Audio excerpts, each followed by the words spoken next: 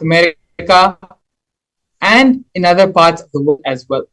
Here we can see a discourse being given on stress to de-stress in the Oklahoma Medical Baptist Center in the United States.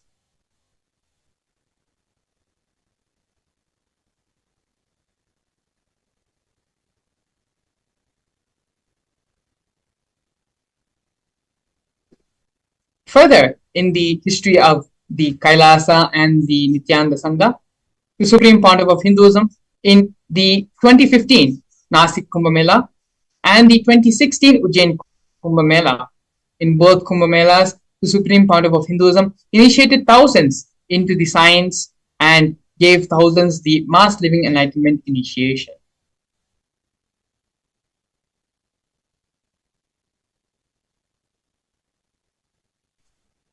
Here we can see the various coronations of the Supreme Pontiff of Hinduism, being coronated as the monarch and head of various kingdoms.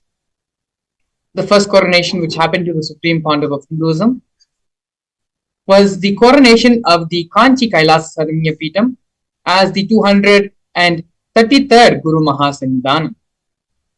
Next, we have the coronation of the Suryavamshi Surangi Samrajya, the Supreme Pontiff of Hinduism, being coronated as the incumbent emperor of the Surangi Samrajya.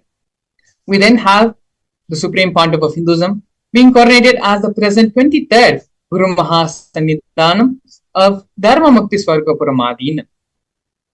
In the year 2012, the Supreme Pontiff of Hinduism was coronated as the present 293rd Jagat Guru Mahasannidhanam of Kailasonatha Shamapita Sarvanyapita.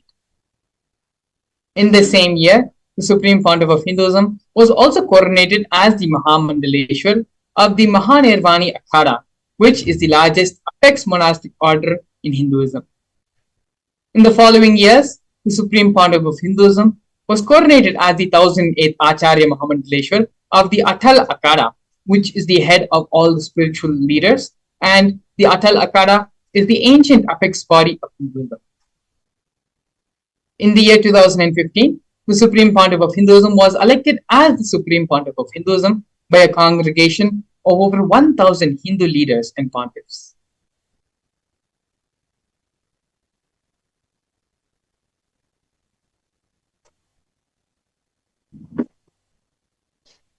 The sovereign state of Sri Kailasa is a macrocosmic, ancient, Hindu enlightened civilizational nation whose vision is living enlightenment for all of humanity. Kailasa's mission is to revive and share with today's world the practical applications of the greater sciences of authentic Hinduism, including the Hindu cosmic physics, Hindu alchemy, Hindu cosmology, Hindu biology, Hindu mathematics, power manifestation, and other sciences as revived by the Supreme Pontiff of Hinduism. These sciences were once practiced freely in over 56 different nations across the continent, but are now facing extinction due to persecution happening over a millennium.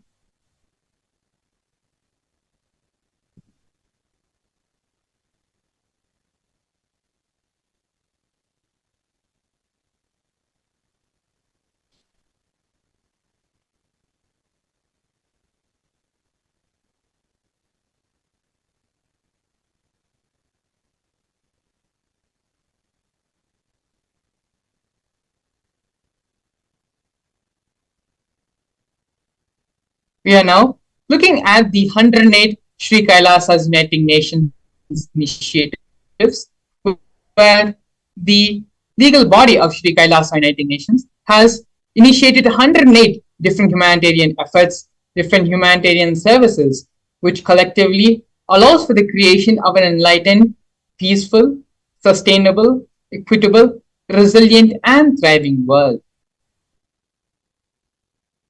One of these projects of Sri Kailasa Uniting Nations is the No Hungry Home project offered by Sri Kailasa Uniting Nations for nutritious food and a hunger-free world.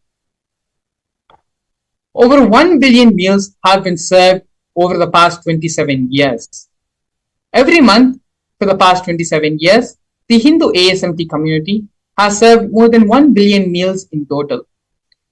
by performing the Annadan service. The Annadan service is the offering of free organic meals as per the tradition. As per the tradition in religious gatherings to everyone without discrimination. 10,000 meals are served daily free of cost, and up to 100,000 meals are served on festival days.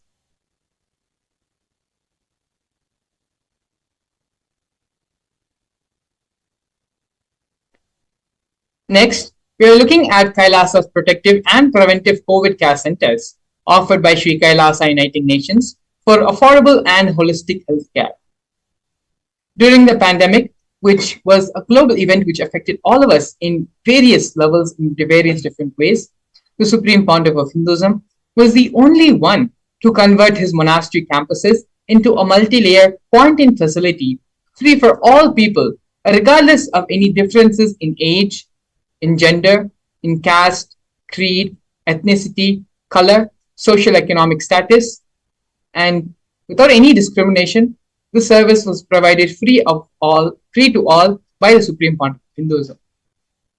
All the basic facilities, including food, shelter, internet, as well as medical services, were provided by the Supreme Pontiff of Hinduism for an indefinite amount of time. More than 30 million citizens followed Kailasa's 28-day spiritual regimen in the year 2020.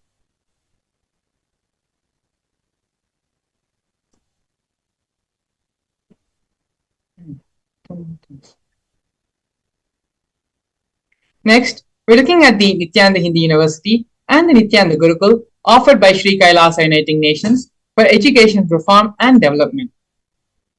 The Nithyananda Hindi University was established by the Supreme Pontiff of Hinduism and is the world's largest Hindu university. The Nithyananda Gurukul was inaugurated by the Supreme Pontiff of Hinduism on the 2nd of October in the year 2006. The Nithyananda Gurukul is the revival of the ancient Adi Shaivite Guru-disciple education system, which is the authentic knowledge transmission system, based on enlightenment. Nithyananda Hindi University has more than 20 million enrollments and has 7,000 free courses, as well as extended campuses in more than 150 countries.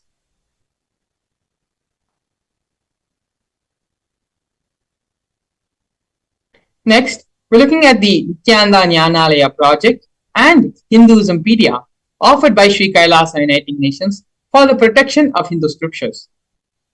The Nithyananda Hindu Jnanalaya project was established by the Supreme Pontiff of Hinduism to collect and to preserve the 1 million Hindu scriptures while ensuring that knowledge is made accessible and shared free of cost to all. The Supreme Pontiff of Hinduism himself has authored more than 10,000 books in 3 different languages and has been translated in over 50 other different languages, has published more than 10,000 articles, and has delivered more than 10,000 hours of free discourses with a combined view of more than 1 billion.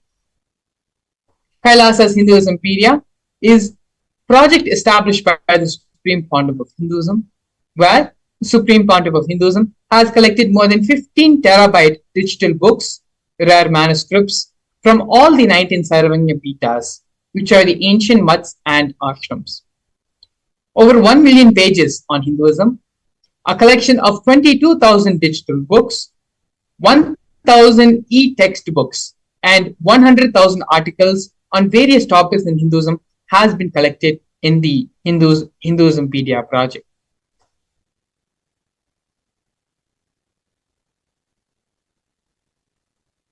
The next project which we are looking at is the Confluences for World Peace offered by Sri Kailasa Uniting Nations for global peace and religious harmony. In the year 2009, the Supreme Pontiff of Hinduism organized a month-long peace walk covering 1,000 kilometers and 1,000 villages to bring together harmony from all walks of life, to promote feeling connection and oneness among people.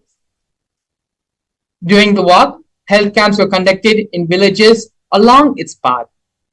As you can see here, photos of thousands and thousands of people coming together and doing the peace walk.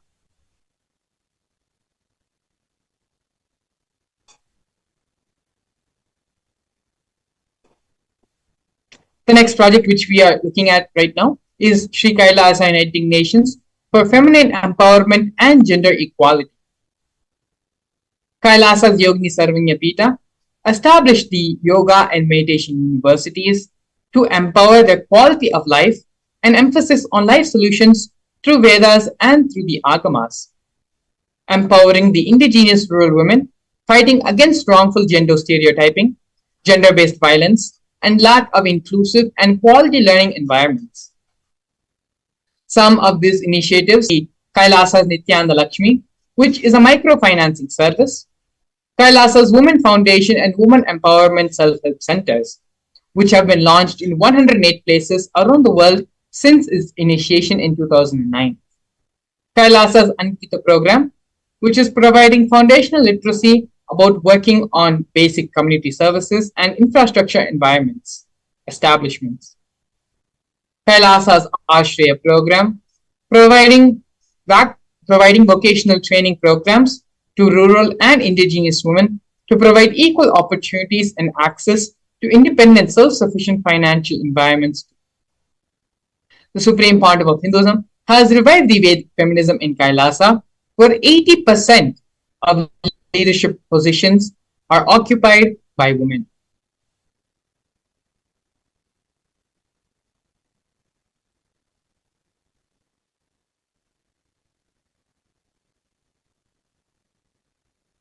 Next here, we're looking at the Nithyananda Yoga offered by Sri Kailasa Uniting Nations for yoga.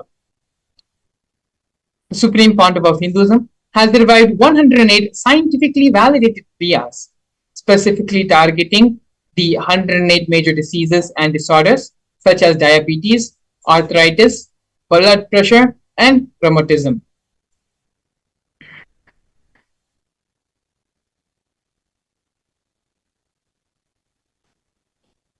Nithyananda Yoga also is the revival of the ancient traditional forms of yoga.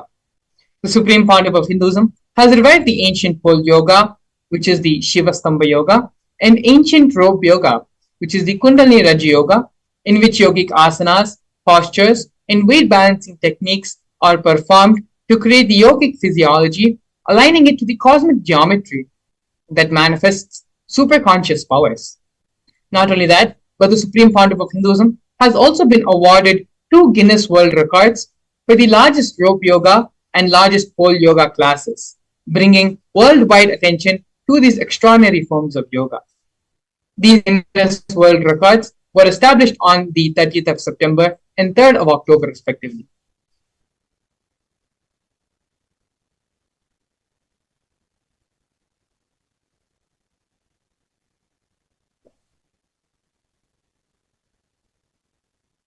Here, we can see one of the most historic moments in the history of Sri Kailasa, where Kailasa, the first nation of Hindus, led by the Supreme Pontiff of Hinduism, Bhagavan Sri Nithyananda Paramashivam, spoke on behalf of the 2 billion global Hindu diaspora at the 14th session of the United Nations Forum on Minority Issues. A significant milestone in the history of Hindus and the sovereign state of Sri Kailasa happened on the December 2nd, 2021. His Excellency Sri Nitya Moksha Priyananda, Ambassador Extraordinary and Plenipotentiary of Kailasa, represented the persecution of Hindus at the 14th session of the United Nations Forum on Minority Issues. The theme of the forum was conflict prevention and protection of human rights of minorities. This was the first time the plight of persecuted Hindu minorities was represented in the United Nations. The systematic generational attacks on Hindu traditions were highlighted in this.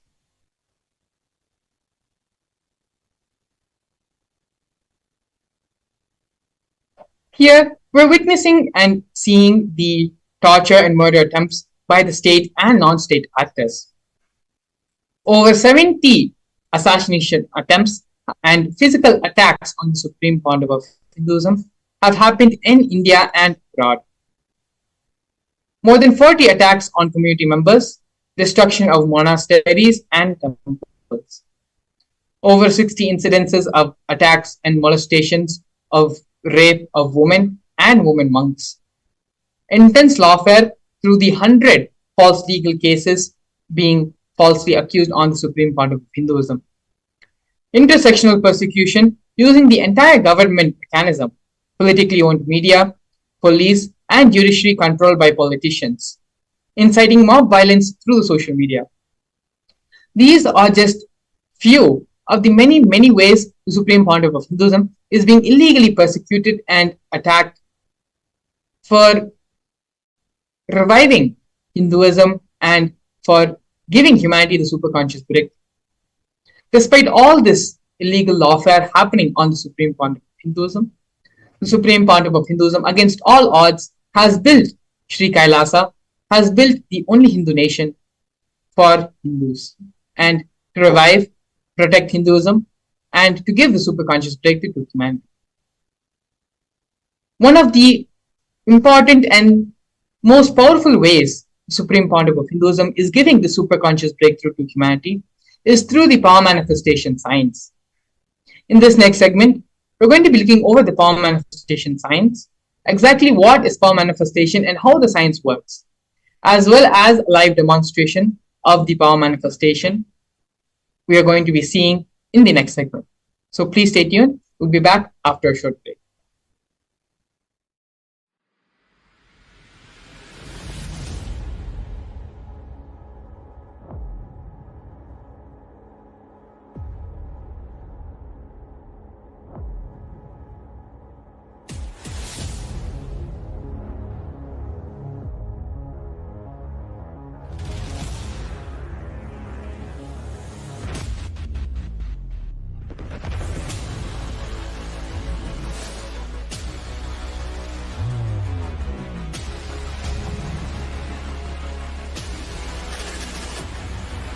You will become Paramashivam.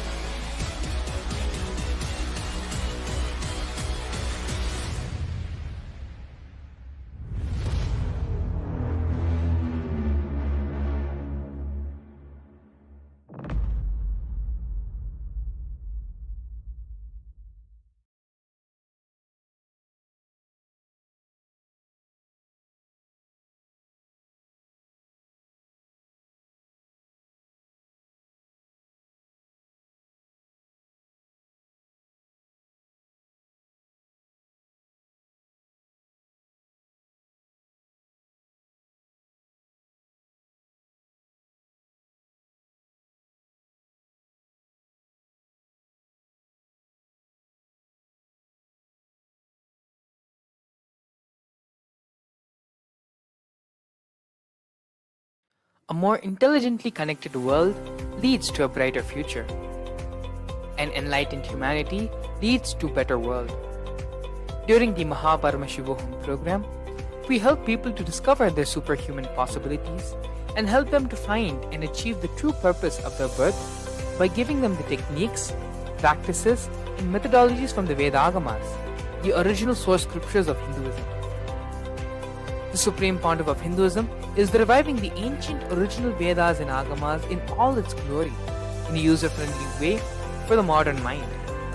The Supreme Pontiff of Hinduism is transforming human beings into divine beings, reviving, initiating, and replicating the 463 powers from the Agamas revealed by Paramashivam. The Supreme Pontiff of Hinduism is not just giving solutions for every problem man faces, but is making them irrelevant to their lives by transforming human beings into divine beings. Listen. Any argument presented by your mind, body, your present reality to establish you are not Paramashiva. You are not omniscient, omnipotent, omnipresent. Anything presented to prove you are not Paramashiva is illegitimate.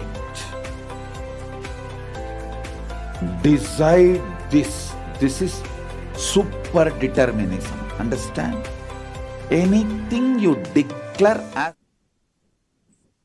Nithyanandam, welcome everyone, all the viewers watching us live on our social media platforms, on Facebook Live, on YouTube Live, on Nithyananda TV for this beautiful and powerful session on power manifestation, manifesting the Shaktis of Paramashiva. In this session, we're going to see few various topics like what are the Shaktis, what is the difference between Shaktis and Siddhis, and how can these Shaktis help us in our life, and ultimately we're going to be seeing the beautiful demonstration of the live power manifestation of these Shaktis. So now we'll first see what are the Shaktis.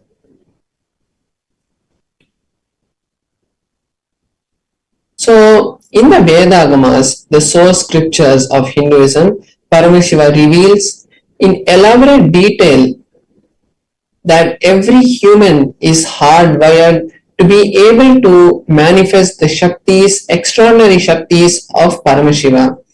The manifesting powers are described in a systematic method and science for human beings to explore the various opportunities and powers, various possibilities that have been given in the Vedas and Agamas.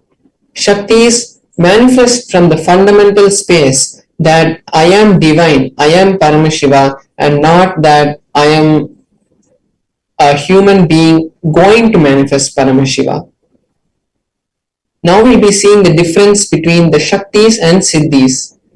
So we have on one hand the Shaktis which express from the space of Paramashiva. They express from the space of enlightenment. Whereas the Siddhis manifest from the space of when we do tapas, when we do the hard work on our own, and the manifestations that happen are the Siddhis. These Shaktis manifest when we are in ultimate Guru, ultimate Bhakti and integrity with our Guru. And the Shaktis is the manifest from the source of enlightenment. So when we get to the space of enlightenment, these Shaktis manifest. Whereas the Siddhis manifest only on the path of enlightenment and they are not the ultimate goal. The Shaktis are manifested from Paramashiva, and after the initiation of the Guru, any human being can manifest these Shaktis, but Siddhis are not for everyone because it takes that hard effort of that physical penance that you have to do to manifest them. And the Shaktis are permanent, whereas the Siddhis are not permanent and distract us from the path of enlightenment. Now we're going to be seeing so pramanas are the evidences for the power manifestation. So there are 4 different evidences that prove and time test and foolproof these Shaktis of Paramashiva. The 4 pramanas or the 4 evidences are the Shastra Pramana, the scriptural references which are directly from the Vedas and Agamas, as these 2 scriptures are directly revealed by Paramashiva to humanity. These are the ultimate source scriptures. And then we have the Apta Pramanas, who are the ancient rishis, the experience of the ancient rishis and enlightened masters who were the scientists of Sanatana Dharma. Their experiences, their experiments, and their sharings to the world come to us as the Apta Pramana. The Atma Pramana is the time-tested and foolproof and verified manifestations and experience from the life of the Supreme Pontiff of Hinduism, who after manifesting these Shaktis verifies it with the Shastra Pramana and the Apta Pramana and then shares it to us as his personal experiences, the Atma Pramana. Then we have the Pratyaksha Pramana, which is the scientific evidences and the empirical evidences for these powers. What science has been able to derive from these manifestations. So first we'll be seeing the Shastra Pramana for the power of third eye. So before that we'll be seeing one more important point, which is who is the source of these Shaktis. As we saw earlier, Paramashiva is the source of these powers. He is the source of these Shaktis. Paramashiva is the supreme divinity, and he is omnipresent, self-effulgent, and omnipresent all around us, because from him this whole creation is created, whether it is me who is talking or it is the whole universe that is being created and being rejuvenated through the 5 actions of Paramashiva. This whole cosmos is manifested from Paramashiva.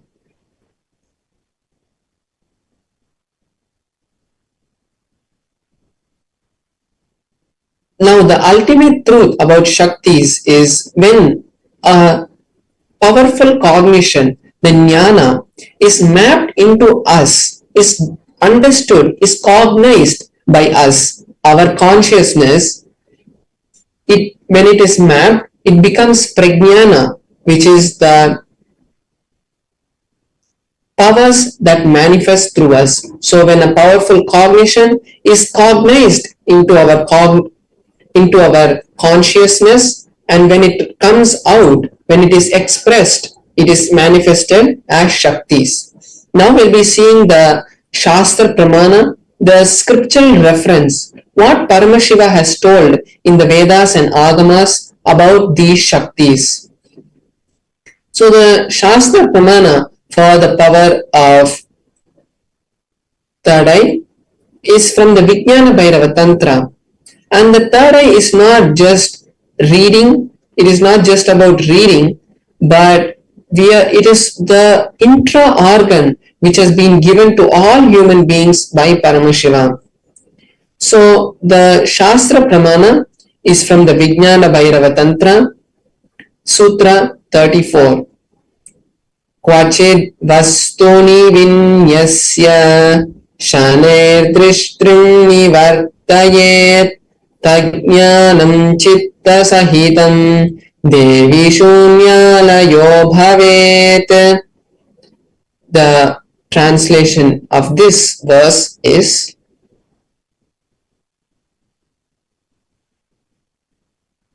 by fixing the mind on the inner space within the crown center and sitting stably without any movement and having the eyes closed in succession, by that stability of the mind and inner space through the power of the third eye, one directly sees the ultimate goal, Lakshyam, by having the vision beyond the sight that reveals any object or place, attaining the space of oneness with the source Paramashiva. So as we can see here, the beautiful explanation of the methodology of how to use the third eye to have the extraordinary powers manifest has been revealed by Paramashiva in this verse. Next, we'll be seeing the Apta Pramana, which is the experience and the happenings that have happened in our history, in the lives of various enlightened masters and incarnations.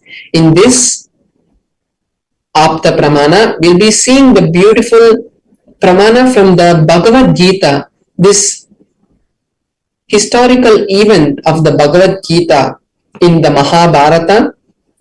Bhagavan Shri Krishna is asked by Arjuna that Arjuna wants to see the cosmic form, the Vishwarupa Darshana of Krishna.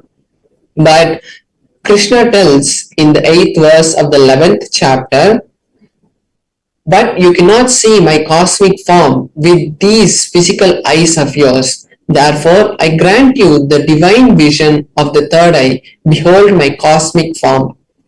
So we can see in this verse how directly Bhagavan Shri Krishna is initiating Arjuna into the science and the power of third eye. And also in the same story, we can see Sanjaya, the charioteer of a blind king who is Dhritarashtra, the father of the Pandavas, sorry, of the Kauravas, and the uncle of the Pandavas, who was blind, was told the whole was he was narrated the whole story of the Mahabharata war which was happening by Sanjaya, who was also initiated. Next, we can see the Atma Pramana, the personal experience of the Supreme Pontiff of Hinduism, how he experienced this Pramana. In his own words, the Supreme Pontiff of Hinduism says, the first experience that I was able to see everything around me, above me, the whole 360 degrees, 10 directions and below me. Also, I realized not only I was able to see, I was able to feel and experience all that around me. So this is the beautiful experience from the life of the Supreme Pontiff of Hinduism. Now we are going to be seeing the Pratyaksha Pramana, which is the scientific evidence of this power. So we can see how here in this picture, the Supreme Pontiff of Hinduism itself is going under the PET scan, which is the positron emission tomography, which is a method that the scientists used on the Supreme Pontiff of Hinduism to measure the activity in the brain. And when they did that, they were able to see high activity measured in the frontal lobe where the third eye is located. Correctly, in this area, in the images that they had got from the machines, they were able to see high amount of activity being radiated from the third eye region. So this is a beautiful Pratyaksha Pramana, how the test was conducted on the Supreme Pontiff of Hinduism itself, and they were able to see the experience that the Supreme Pontiff of Hinduism had. Now we're going to be seeing the power of consciousness over matter, which is one of the powers from the third eye, which manifests from the space of the third eye. So first we'll be seeing the Shastra Pramana. The Shastra Pramana is also from the Vijnana Bhairava Tantra, Sutra 120, Dharana 95. Kvachid vastuni vinyasya shanay drishtim nivartayet tajnanam chitta sahitam devi shunyalayo bhavet. Beautifully, Paramashiva says, having fixed one's eyes on a particular object, vastu, one should slowly withdraw the sight from that object as well as slowly eliminate the knowledge of that object along with the thoughts and impressions. Then, O Devi, one abides in Shunya, the state where there is, which is the space of all inclusiveness and infinite oneness. So we can see how in this verse also Bhagavan Paramashiva is beautifully giving us a step-by-step process of how to manifest the powers. Now we will be having a live demonstration of this power, and I will be manifesting this power. So what I'll be doing is I have my Atmalinga.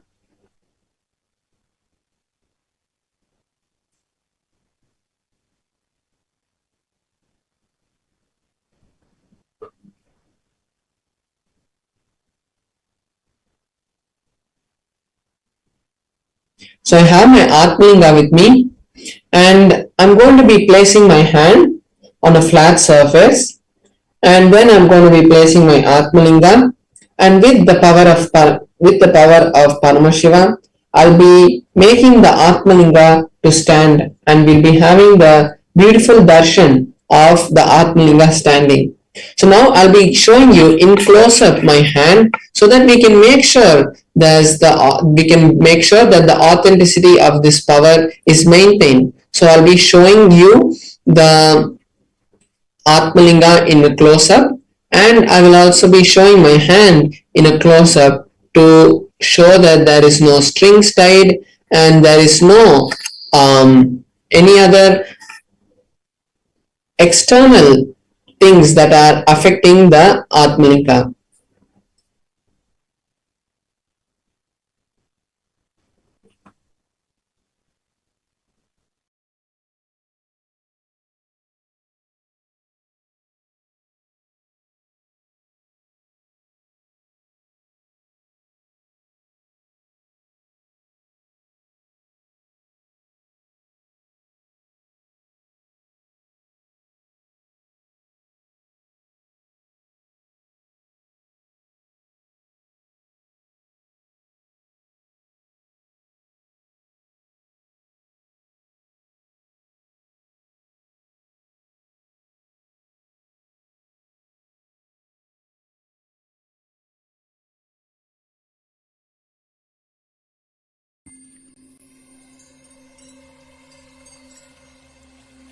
I welcome you all with my love and respect. Let you all open all your three eyes. Om Nithyananda Paramashivam.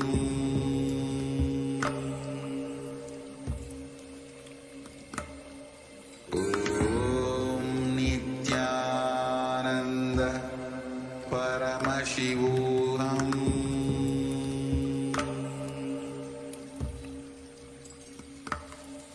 Om Nithyananda Paramashivam.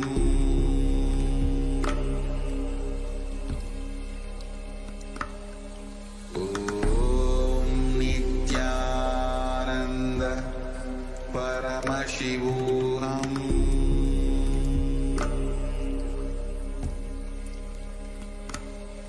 Om Nithyananda Paramashivam.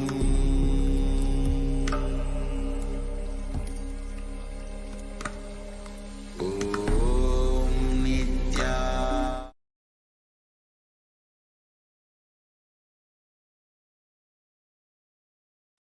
So here we can see my hand and the Atmalinga. So you can see the Atmalinga is here, and as it is a crystalline material, no magnets or those kind of things cannot be used. And also we can see, as I'm showing in a close-up, that there are no strings tied, there is no glue on my hand, and there is not my hand which can be used to make the Atmalinga. So we can all see that it is going to be the direct power of Paramashiva. So now I'm going to be placing my Atmalinga, and I also have this tissue paper here so that I can show you that I'm just rolling it like this, and then I'm showing you so you can see that there is no ropes. It's going to be able to make the Atmalinga move, and we can see that there is no ropes anywhere. So we can see even when I move, there is no movement in the Atmalinga. So now I'll be chanting the Mahavakya intensely. I'm connecting to Paramashiva, and from that space of oneness and Advaita, I'll be making the Atmalinga to stand. So all of you viewers watching us live now can also take this beautiful opportunity to manifest these Shaktis of Paramashiva, and any desire or reality that you want to manifest, you can take this time to do these, to post your requests in the chat, and when you post it, you will be able to see the direct manifestation happening, because when we manifest the powers of Paramashiva, we are also entangling with Paramashiva. So now I'll be chanting the Mahavakya, and we'll all be having seeing the beautiful manifestation, and you can also take this time to manifest any power that you want, because when we entangle, we are creating a beautiful ecosystem, a Vata Varna, to manifest the power.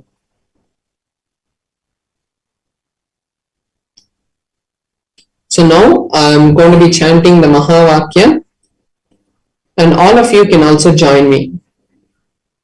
Om Nithyananda Paramashivoham.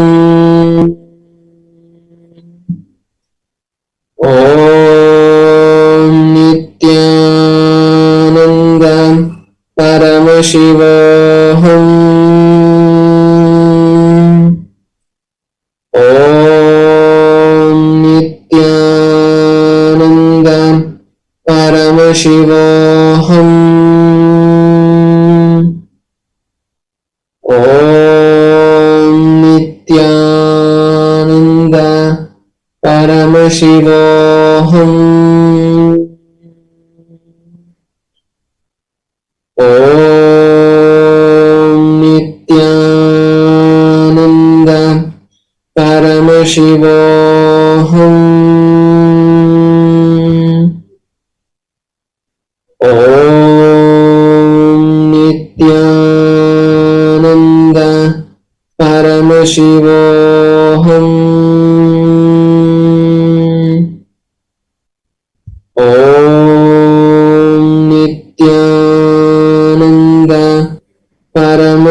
Paramashivoham.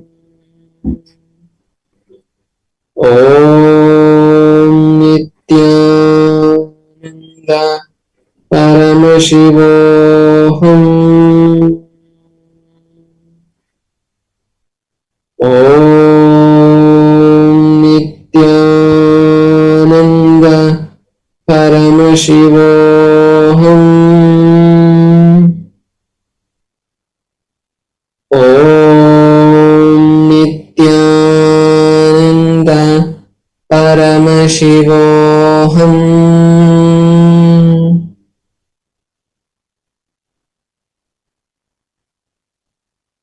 Yes, now as we have seen the beautiful manifestation, we can all thank Paramashiva for this beautiful manifestation to take place and for us to view this manifestation, because in most of our lifetimes even we don't get the opportunity to see even these kind of manifestations happening. And the viewers watching us now, you are the most chosen people by Paramashiva to view these kind of extraordinary powers manifest by the initiation of a living incarnation. So now let's take these few minutes for us to also manifest this power, but we are going to manifest in a real life way. So you are going to scan the QR code and create the intention for manifesting the reality of Paramashivoham, because that is the best place where you can really manifest these powers, create the ultimate realities of your life, fulfill all your desires, and have the beautiful, intimate sessions with the Supreme Founder of Hinduism, where he is going to guide you to success in all the aspects of your life. And when you are going to create the intention for these manifestations, that is the only time you are going to really create the happenings into reality, the desires into reality. So I request all the viewers watching us now to take this beautiful time to scan the QR code and go to paramashivoham.org and create your reality by starting with the intention. You may think, oh, I don't have money and I have no way it's going to happen, but all of us know that when the Supreme Founder of Hinduism can make a crystal linga to stand up, it is the same as bringing money to you. So let's now take this beautiful time to register ourselves and manifest that reality. So now we'll be going to the next session, and in the next sessions we'll be having a direct session from the Supreme Founder of Hinduism, where he will be guiding us in various satsangs. He will be guiding us on the aspects of karma. So that is going to be what we're going to mainly learn from today's session. So we'll be right back with you after a short break. Thank you, Nithyanandam. A more intelligently connected world leads to a brighter future. An enlightened humanity leads to a better world. During the Paramashivam program, we help people to discover their superhuman possibilities and help them to find and achieve the true purpose of their birth by giving them the techniques, practices, and methodologies from the Vedagamas, the original source scriptures of Hinduism. The Supreme Pontiff of Hinduism is reviving the ancient original Vedas and Agamas in all its glory, in a user-friendly way for the modern mind. The Supreme Pontiff of Hinduism is transforming human beings into divine beings, reviving, initiating, and replicating the 463 powers from the Agamas revealed by Paramashiva. The Supreme Pontiff of Hinduism is not just giving solutions for every problem man faces, but is making them irrelevant to their lives by transforming human beings into divine beings. Listen. any argument presented by your mind, body, your present reality to establish you are not Paramashiva. You are not omniscient, omnipotent, omnipresent. Anything presented to prove you are not Paramashiva is illegitimate. Decide this. This is super determinism. Understand? Anything you declare as illegitimate will lose power over you, will die in few days, few minutes, maybe in few weeks, whatever few days it takes. It will not have power over you. Understand, this is the method for sudden enlightenment. This is the method for sudden enlightenment. It happens by the Shaktipada. Here Paramashiva is sitting to tell you all, you are Paramashiva, you are me, with Shaktipada and Shaktinipada. The Dvitiya Vijnasa Krama is an extended sequence to prepare your body to receive the experience being given by the Supreme Pandava of Hinduism. Through the yoga, which is aligned as per the source scriptures laid down by Paramashiva and the Agamas, you break all the impossibility in your body and in turn break possibility. The program leads you to go beyond your human frame and limiting human ideas, which prevents you from living your highest possibility. I will reach you wherever you are, whichever corner of the world you may be. I will reach you with enlightenment. Again I tell you, I am not here to prove I am God, I am here to prove you are God. Don't wait to become divine. Register now at paramashivoham.org.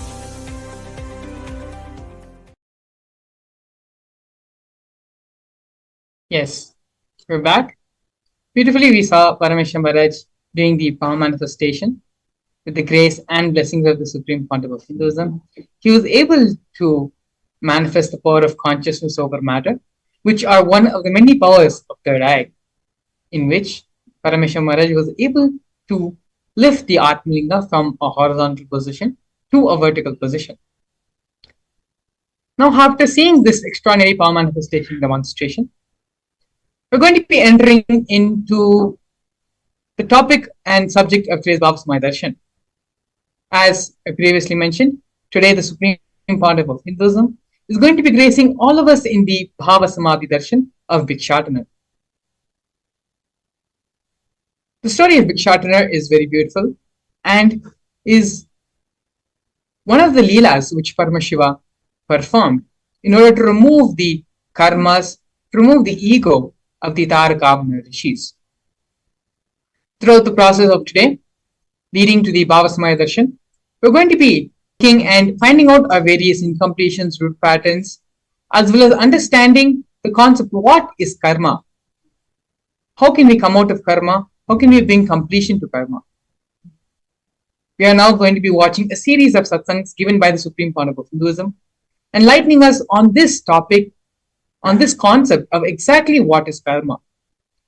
Throughout our life, we hear this word karma being used by so many people in so many different ways and aspects of our life. Supreme Pontiff of Hinduism is going to be expanding and giving the proper definition, proper understanding, the correct understanding about karma and about life. So now, let us all come back to the space of listening, to the space of restful awareness, move from the space of hearing to listening. It is only in this space of listening, whatever the Supreme Pontiff of Hinduism says becomes a part of our system. It becomes a part of our cognition. In this space of listening now, It is now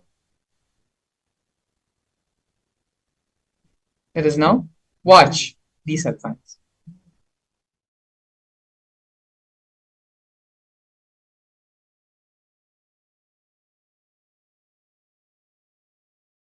Paramashiva's direct message from Kailasa.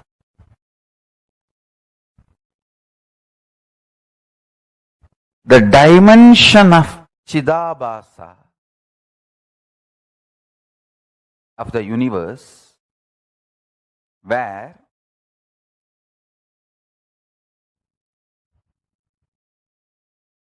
the activism of Chit and absolute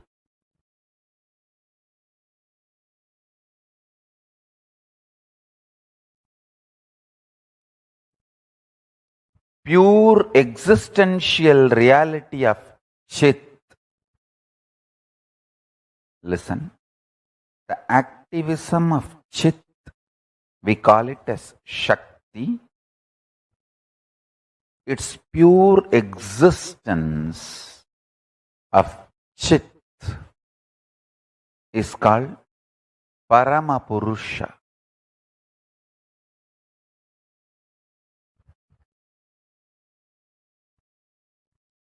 These two together, in its pure, intense doing space, both together, is the dimension of Chidabhasa.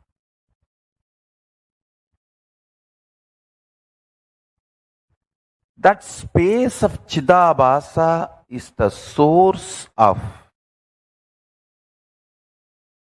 all these 5 dimensions of the universe: length, breadth, depth, time, space.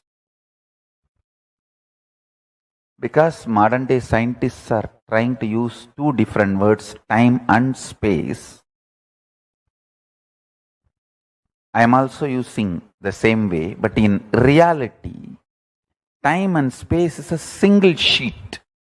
One edge is called time, another edge is called space. There is no watertight compartment or clear fourth wall built between these two. As I said, for some people,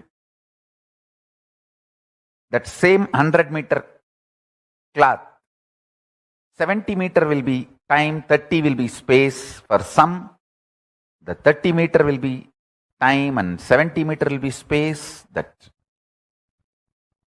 the time, space, both are same sheet.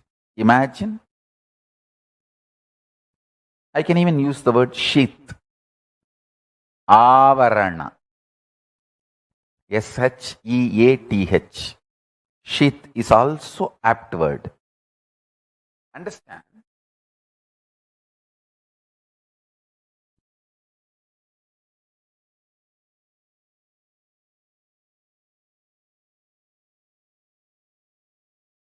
Whether you know it or not, realize it or not, your thought current and your reality is not separated by any wall or any border. What you again and again persistently put in your space starts manifesting in your time. What you again and again and again practice in your time starts manifesting in your space. As I said, this time and space does not have a clear-cut border.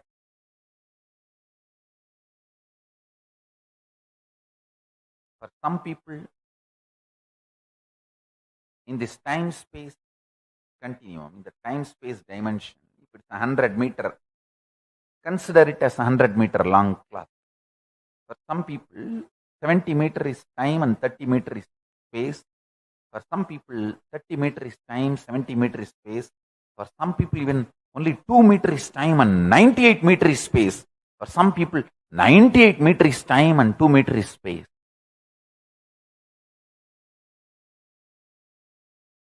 Listen. When the length dimension starts manifesting its possibilities in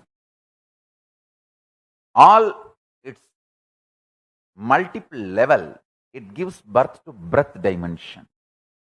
When the length dimension and breadth dimension both starts manifesting all its possibilities in multiple level, it gives birth to depth dimension. When the length dimension, depth dimension, breadth dimension, all three starts giving birth to all the infinite dimensions of them in multiple levels, in all possibilities, spontaneously and simultaneously, they give birth to the dimension.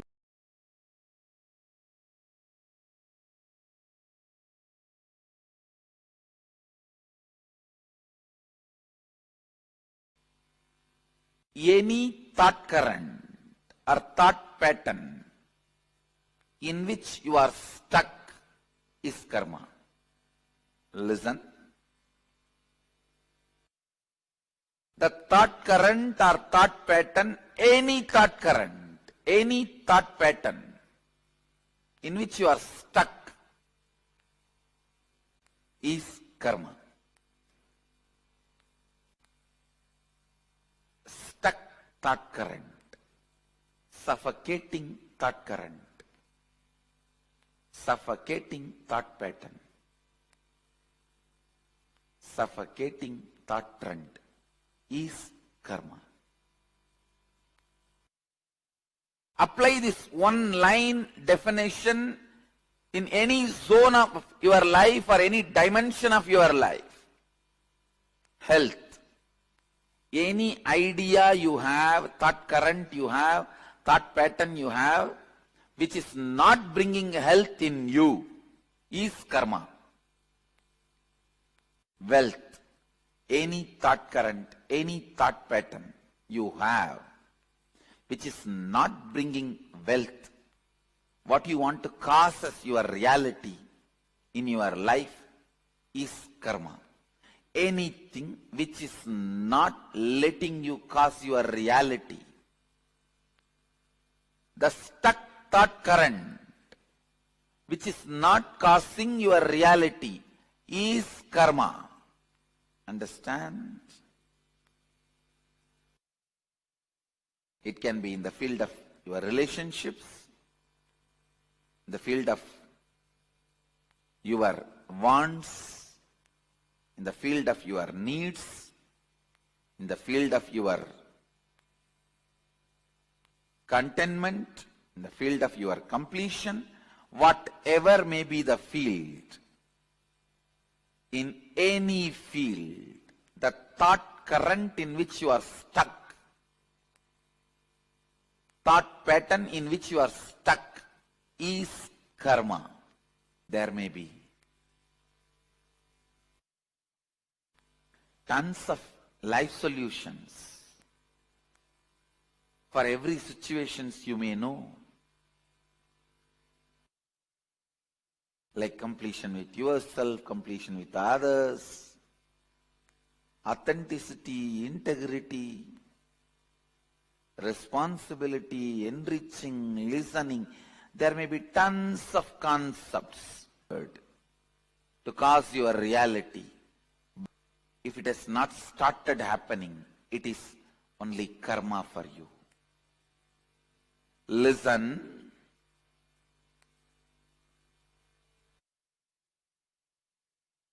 It means still somewhere your logic is not opened up.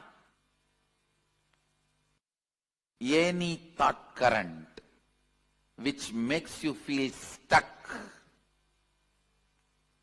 suffocating, caught is karma. Any thought current or pattern, thought pattern or lifestyle in which you are stuck, your reality is not caused, is karma. Any thought current, thought pattern gives you a breakthrough, push to the next level of your reality, which is making you cause your reality, is liberation, is completion. Please listen. If that thought current is not giving you breakthrough, if it is not giving you constant breakthrough, it's only karma.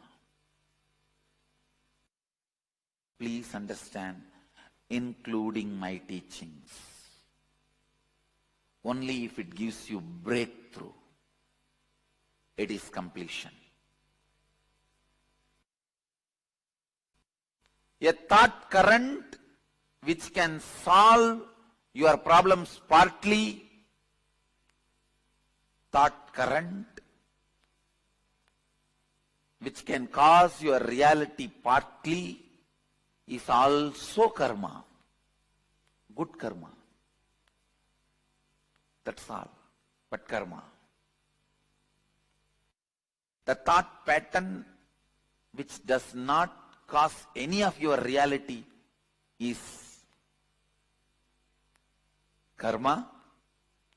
The thought pattern which makes you more and more suffocating day by day is bad karma.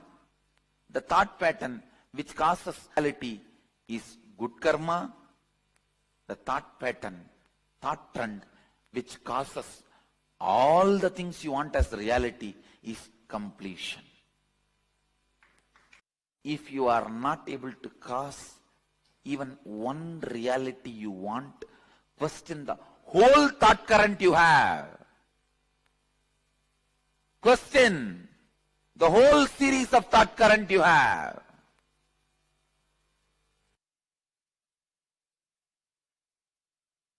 Not one or two.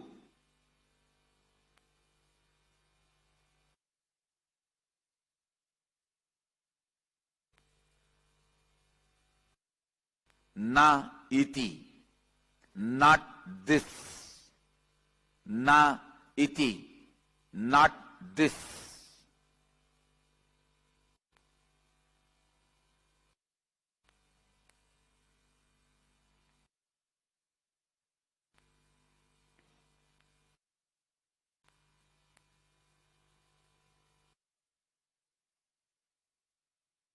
Even if one thought current is discarded completely, you master the method of discarding thought currents. Discarding thought currents is completion. Not just discarding one thought or one thought pattern, discarding thought currents is completion. The time period you are stuck with one thought pattern is a year, season in your life. The time you are stuck in what thought current is life in your life. A thought current, the time you spend with one thought current in your long life is one life. Means the time between one life and death. Understand? Your life or death, your lifespan is not defined based on the number of years you are in a body. It is based on the time you spend with one thought current. That is why whenever you complete certain thought current and enter into a new thought current, whenever you are initiated into a new thought current, Vedic tradition calls you newborn.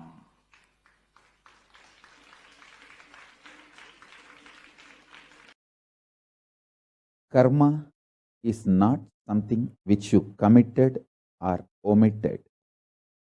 It is not the dosha which comes due to something which you committed or omitted. It is the blind spots, unattended blind spots, are deluded understandings about the dharma, the software based on which you function, the source code of the software based on which you function. Blind spots about that software, delusions about that software's result is karma. People plan and work for poverty, but blame poverty on karma. Hey, listen. When you postpone what you need to do for money, you are doing what is needed for poverty. Understand? When you are postponing what needs to be done for wealth, you are preponing what is need to be done for poverty. When you don't want to be exposing your blind spots to yourself, when you want to be in delusion, when you are postponing what you need to do for wealth, you are preponing and doing what is needed for poverty. Learn to open your eyes to the software based on which you are functioning.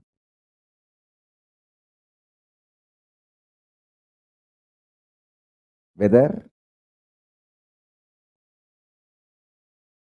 in the individual level towards enlightenment or social level,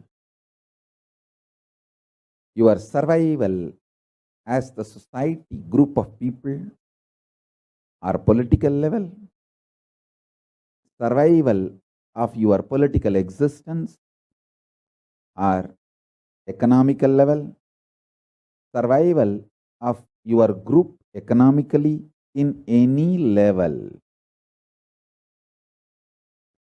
Understand the source code software.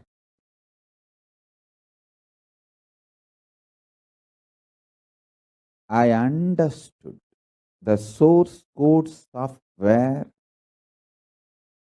of myself, my body, how the various organs of my body is coordinated, how they are all inspired, excited, what inspires them, what makes them active, alive, energetic. I have understood that source code. Because of that, even poison could not kill me. When anti-Hindu gang tried to poison me, it only disturbed my health, but it could not kill me. Before that, I woke up and did all the detoxing needed to be done. Now I am not only back with health, I have done anti-aging, the Kayakalpa process.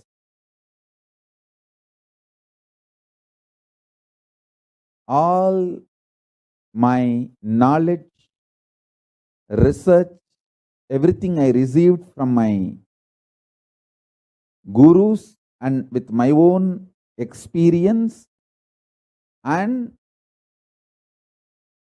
when I taught my disciples and from their experience, everything put together. Now the whole Kayakalpa science is ready, tested on my body. And when I understood the dharma of my body, how my intra-organs and internal organs and external body, physical body, all these are interconnected, coordinated, organized. How all my 5 structures relate with each other. The physical structure, breathing structure, mental structure, cognition structure, conscious structure, how all these 5 structures of me relate with each other. How?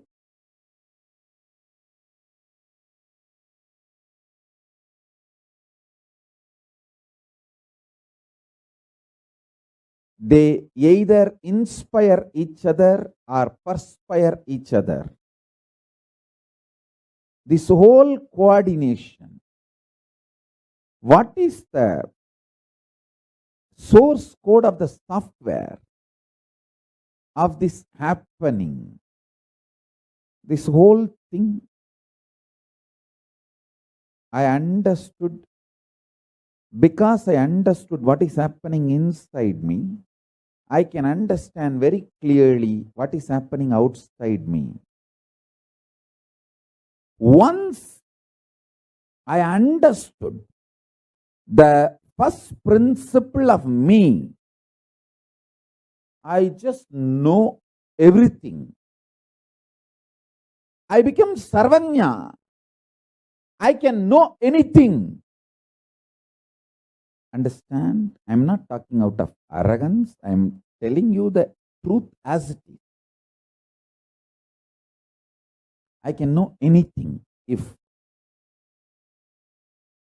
there is a crisis in social level or national level or international level, I can look into it and understand the whole plan, how it is going to. Little secret. It's a real secret. However you understand, the cosmos does not record anything other than violence. Means only if you cause pain, karma gets recorded. Other than violence, nothing is recorded as karma. For example, somebody goes and steals $2 billion from a multi-billionaire, and that fellow is loaded with trillions of dollars. He doesn't care. No time to punish him. Come on, let's earn more. He goes out. He doesn't bother. You don't get karma. And you go to a homeless guy and steal few pennies. That fellow rolls on the ground and cries. You get karma. Karma is not the quantity or quality of the action you performed. It only the amount of interference or violence you caused. That's all. Listen. I'll go to the origin of the universe. Please understand. Now, I am giving you cosmic legal opinion. I commit with you, I will be completely integrated to the original truth. Because many of you make many decisions in your life based on my legal opinion. With that responsibility, I am talking to you. When this whole universe manifested, Mahadeva, Sadashiva, made only one sankalpa. Let me become many to celebrate me. Listen, it means the first principle is let us all coexist. That's all. The primary principle, let us all coexist. Other than the violence of breaking this, let us all coexist, nothing is considered as karma.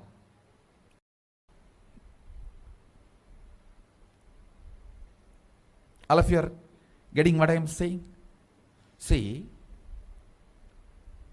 that infinity, when it decided to manifest as this universe and as all of us, only principle it declared is, let me become many to celebrate me. It means only one principle, let us all coexist, that's all. Only if you break that let us all coexist, karma comes. Other than that, nothing is a karma. Only thing recorded as a karma is violence, nothing else. All of you are getting what I am saying? For example, as I gave the example, that you take $1 billion and that fellow does not bother from whom you take, you don't get karma. You take 1 penny and that fellow rolls on the ground and cries, you get karma. Karma is only the suffering cost, nothing else. Good karma, the celebration cost, that's all. See, Mahadeva, he becomes many. He declares, let me become many to celebrate me. So more and more celebration you cast becomes good karma. More and more pain you cast becomes bad karma. That's all. The same rule applies. You may give $1 billion to somebody and he is not happy about it. You don't get good karma. You may be giving a penny to somebody and he is just praising you and glorifying. He is just ecstatic. You get good karma. It is the experience cost matters, not the other money or quantity or quality or the work of or any of that done. All of you are getting? Because the principle in which the universe, Brahmanda, is expanded. See, the universe manifests. It becomes that multiverse. That universe becoming multiverse, the principle or the first declaration with which it explodes is, let me become many to celebrate me. So anything you add as a celebration of ourself is a good karma. Anything you add to break that fundamental principle of coexistence is bad karma. That's all. Wow. Nothing else matters. What is karma? Disturbing the natural expansion process of the universe. Supporting the natural process of expansion is good karma. Trying to disturb is bad karma, that's all.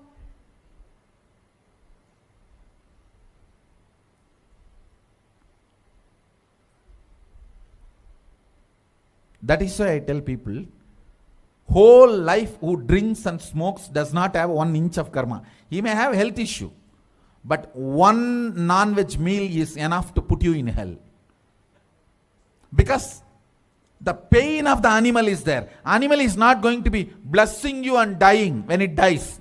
Oh loka samasta sukhino bhavantu. Let everyone be blissful and happy eating my body. No.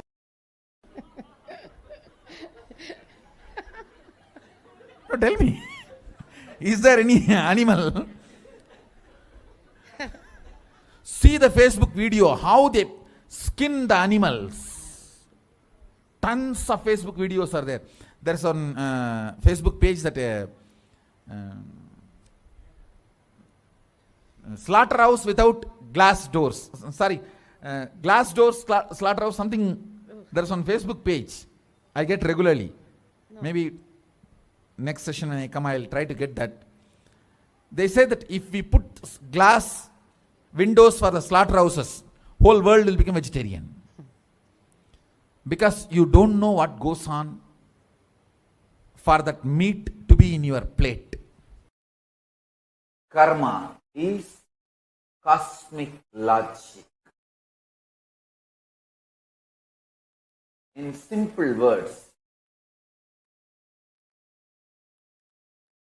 if I have to define karma,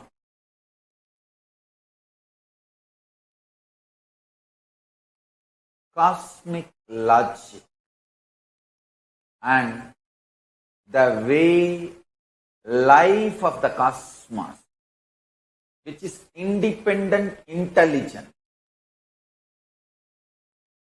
acts, reacts and responds, is karma. Beautifully, Brihadaranyaka Upanishad defines karma. See, the karma has multiple definitions and understanding. I will give you one definition of karma, which is apt for us to listen and internalize during this situation, for this crisis.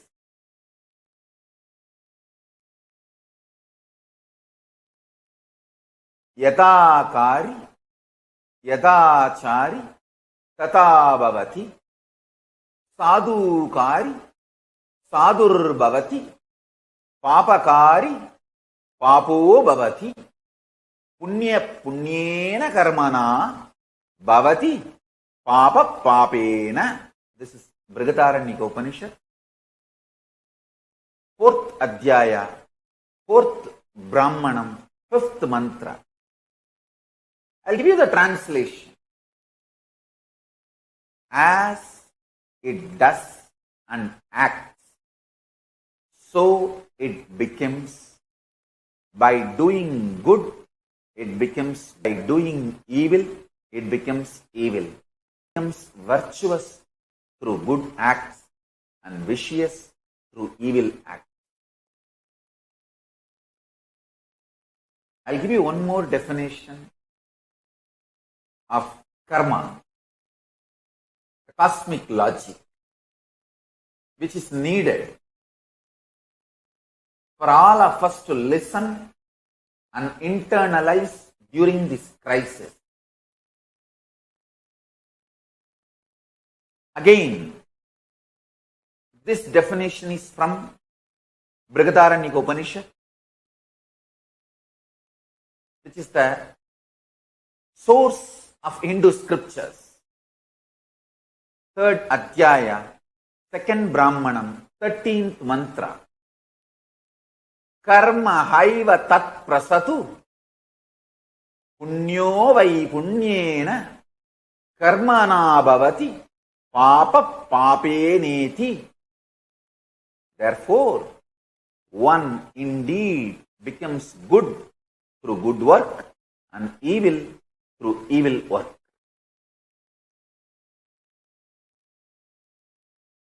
We need to internalize this definition of the cosmic logic. What is the papa we did Understand?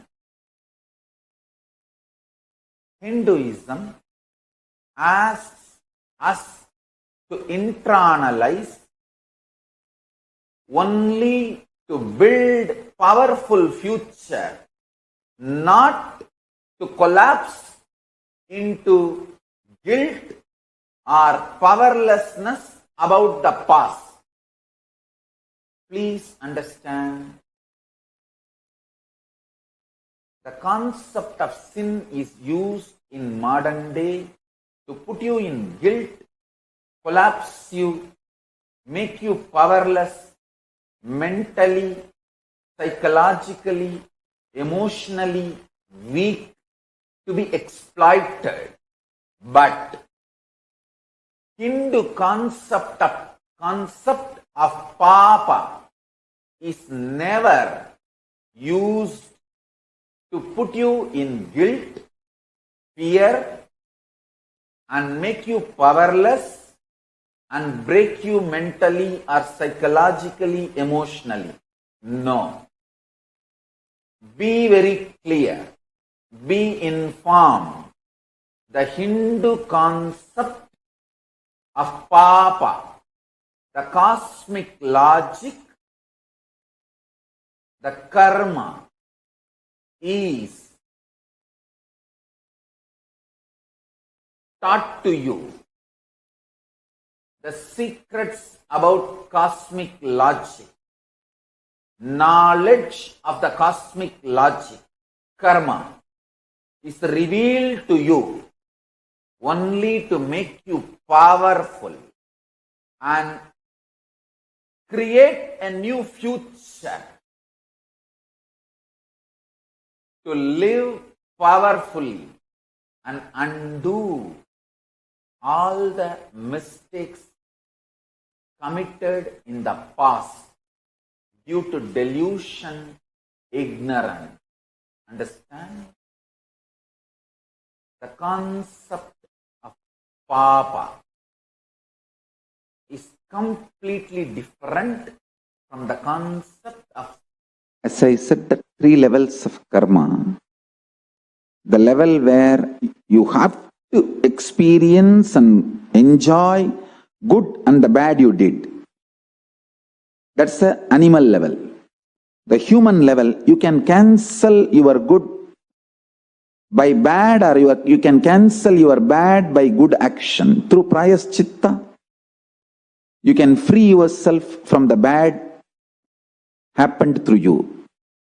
Third, neither good nor bad touches you, because you don't make any selfish decision. You make decisions only for the world, larger good of the world. Now listen, in this three level, the more you raise yourself to the higher, more important you are going to be in the life in post-corona world. Listen. Raise yourself higher and higher through your tyaga, through involving yourself with the larger good of the world.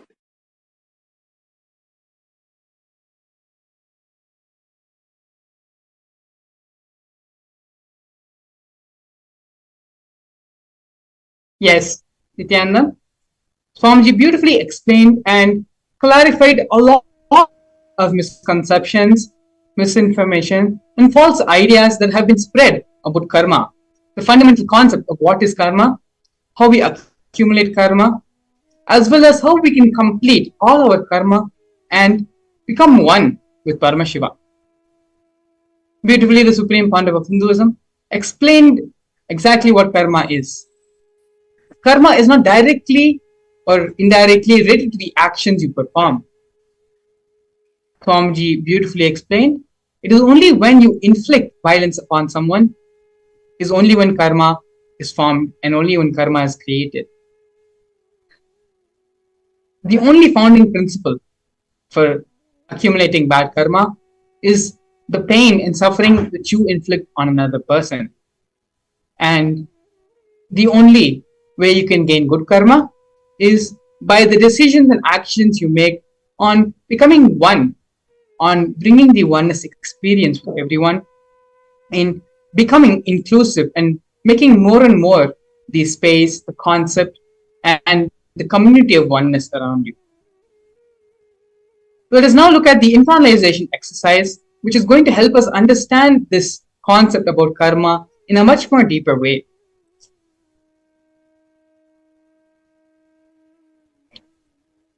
Any thought current which makes you feel stuck, suffocating, or caught is karma. Any thought current, thought pattern, which gives you breakthrough, pushes you to the next level of your reality, which is making you cause your reality, is liberation, is completion. Actually, earlier in the satsang, Swamiji also mentioned that even if it is his own teachings, his own powerful cognitions, which the Supreme Pontiff of Hinduism has given for all of us, even if that is keeping us in even if those cognitions, those thought currents are restricting us, constricting us, not allowing us to expand or bring health or manifest our realities, even those are karmas. It is only the thought currents, the thought patterns, or the reality in which the space of completion manifests more and more in our life. It is only those which brings us good karma and which liberates us from this continuous cycle of karma.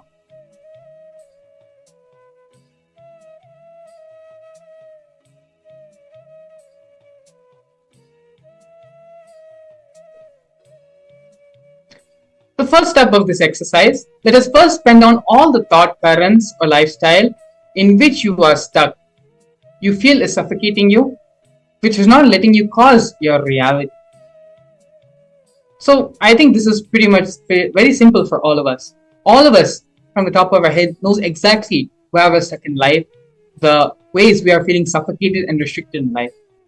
It is only after we identify all the problems which we want to complete and we want to get rid of our life, then we can even work towards finding the solution for it and completing it. So now, please take a few minutes and pen down all the thought currents, lifestyle, decisions, and the different aspects of your life in which you are feeling stuck, in which you are feeling suffocating, and which is not letting you cause your reality. Please take a few minutes. It's very, very simple, but very, very important in order for us to come out of the cycle of karma and become liberated. Please take a few minutes. Get a pen and pencil if you need, and start penning down all the thought currents, lifestyle decisions, aspects of your life in which you feel suffocated, you feel stuck, and you're not able to manifest your reality.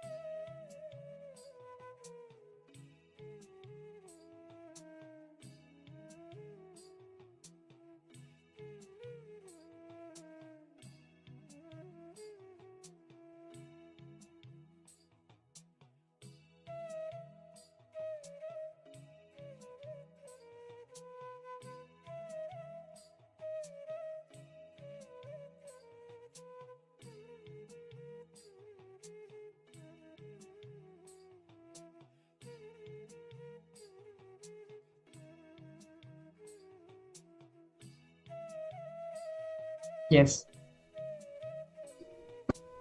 The most beautiful thing about all these exercises which we are doing before the program starts, before we have the Bhava Darshan of the Supreme Pontiff of Hinduism,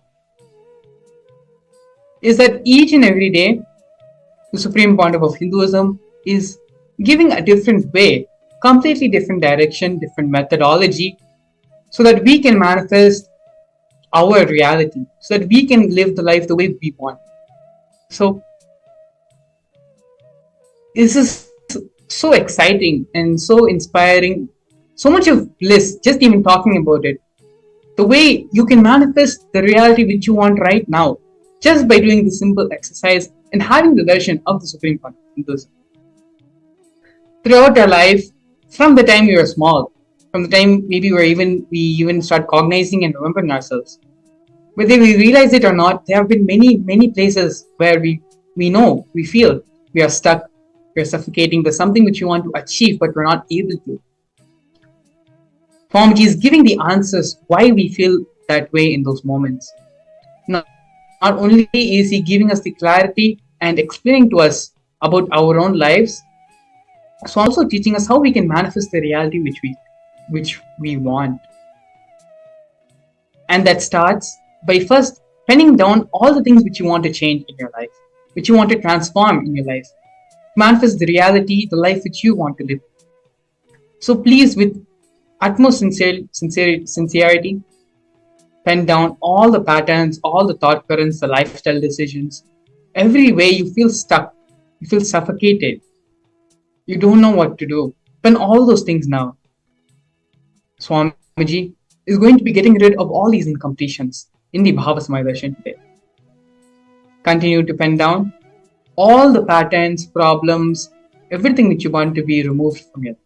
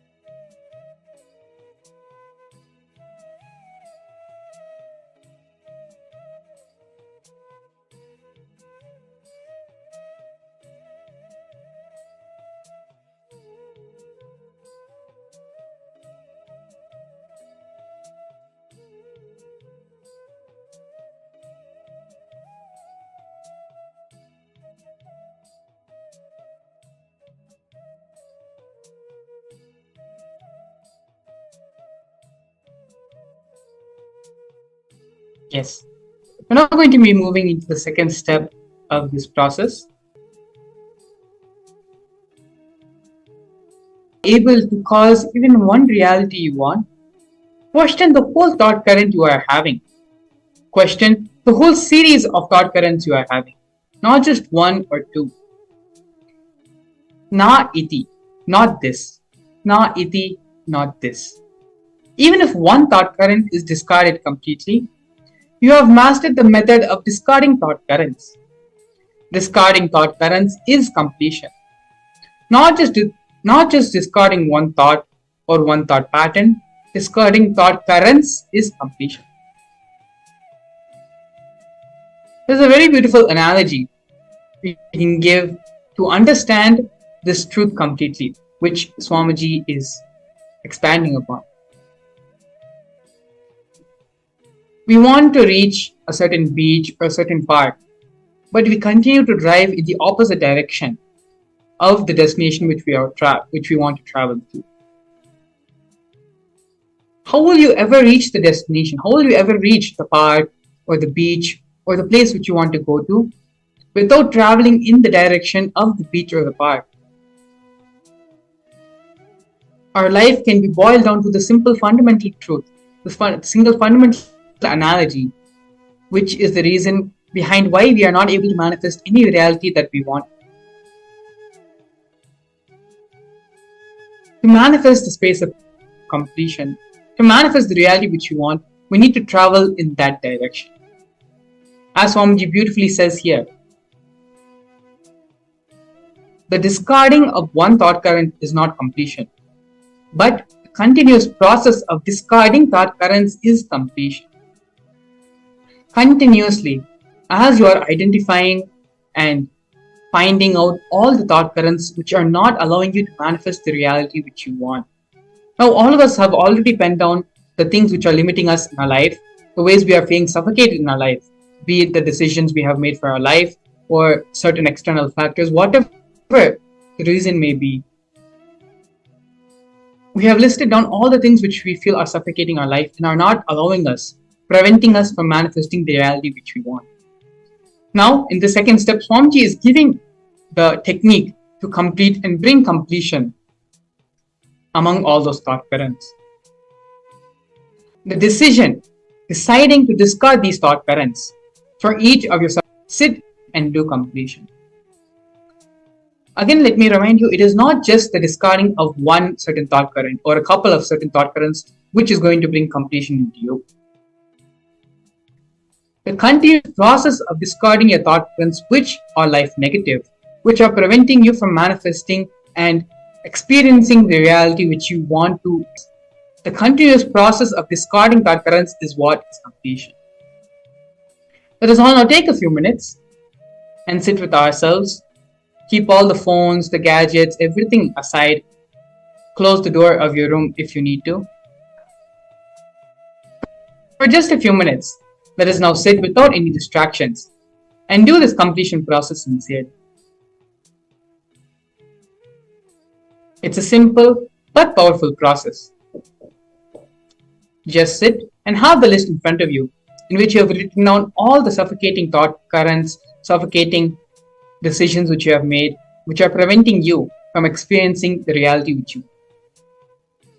Now, for each suffocating thought current, identify what are the thought currents, the trends, the thought patterns which are generating those thought currents.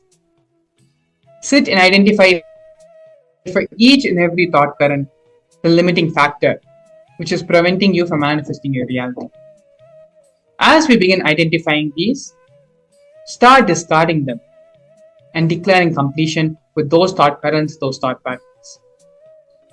Sit and do this process sincerely, and you can be guaranteed you will start seeing the results of this completion process.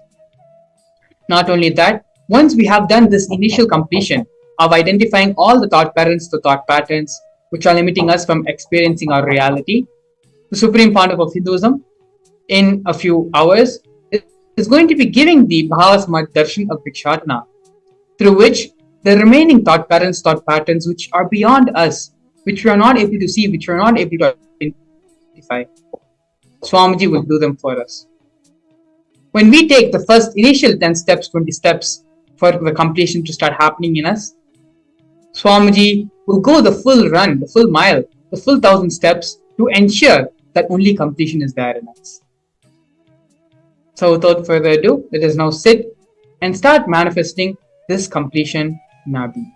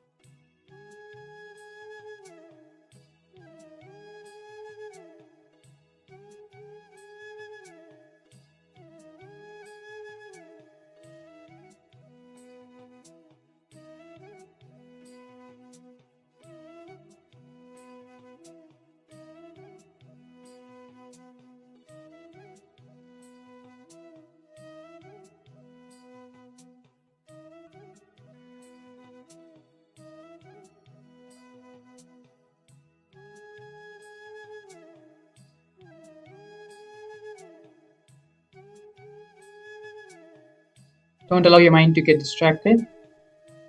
Bring yourself back and continue the completion process. This two-step process, while it may look simple, is extremely powerful. Finding out, identifying thought patterns, the root patterns, thought patterns, which is suffocating you and preventing you from manifesting reality. Just identifying it and dropping it. One by one, identifying all those root patterns, those thought processes, those thought currents, and dropping them at Swamiji's feet, and allowing the completion to happen. Sit and intensely do the completion process. The sincerity in your completion process directly influences the quality of experience you're going to have in the Bhava Samadhi Darshan. No doubt, the job, what Swamiji needs to do, Swamiji will do through the Bhava Samadhi Darshan. But it is only when we are allowing ourselves to be receptive will we benefit much more from this experience. So continue and take a few more minutes, sincerely sit and do the completion process of identifying and discarding all the thought currents, thought patterns, and root cognitions which are suffocating you and not allowing you to manifest your reality.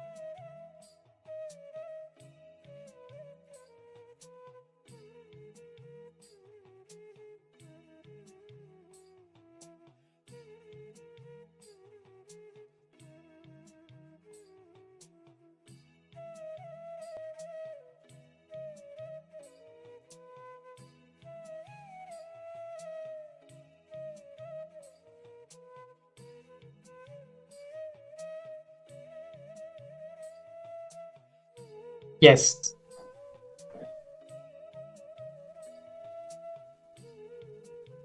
Now that we have going through the complete process and identifying and discarding all our old thought currents, all our suffocating thought currents, to move into the next step, next process of relieving and coming out of these karmic cycles. And that is having the darshan of the supreme point of Hinduism in the Bhava Samadhi darshan. We have step by step understood what is karma, the correct cognition, the correct understanding about karma, and as well as how to complete and come out of this karma cycle. Now that we have done the completion process to relieve ourselves from the karma, the next step is to having the darshan of the supreme point of Hinduism. Like how we have gone through and understood about karma and are completing for that, there are so many different aspects of our life, of the cosmos, which still needs to be understood by us, still needs to be imbibed and experienced by us. And all of this happens in the 21st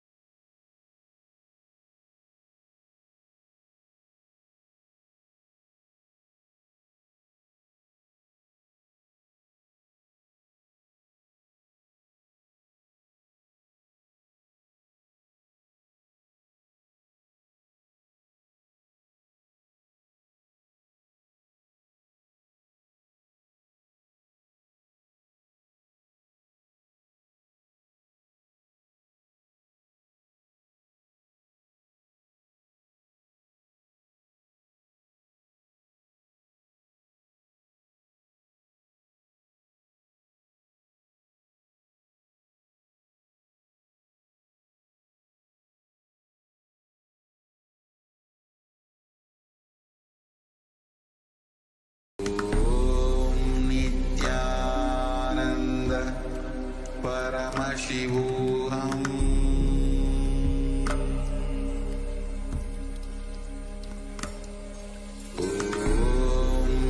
Nithyananda Paramashivam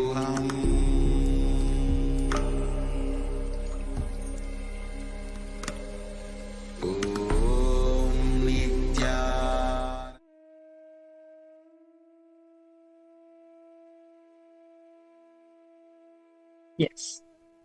So now, please follow the link in the description, in which is running as a scroll, paramashivahome.org.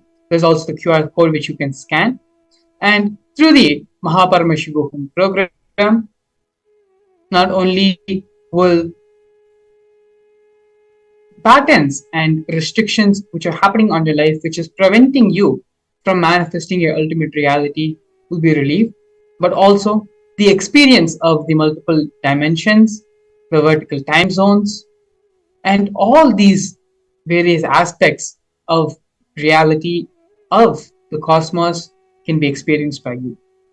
Not only that, but Bhava Samaya Darshan is all happening when you register yourself for the program.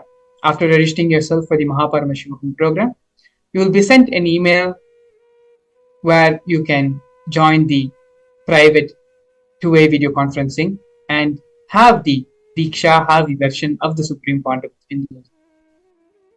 So now, take some time to register yourself for the Mahaparamashivam program, and we'll be back with you shortly after a break.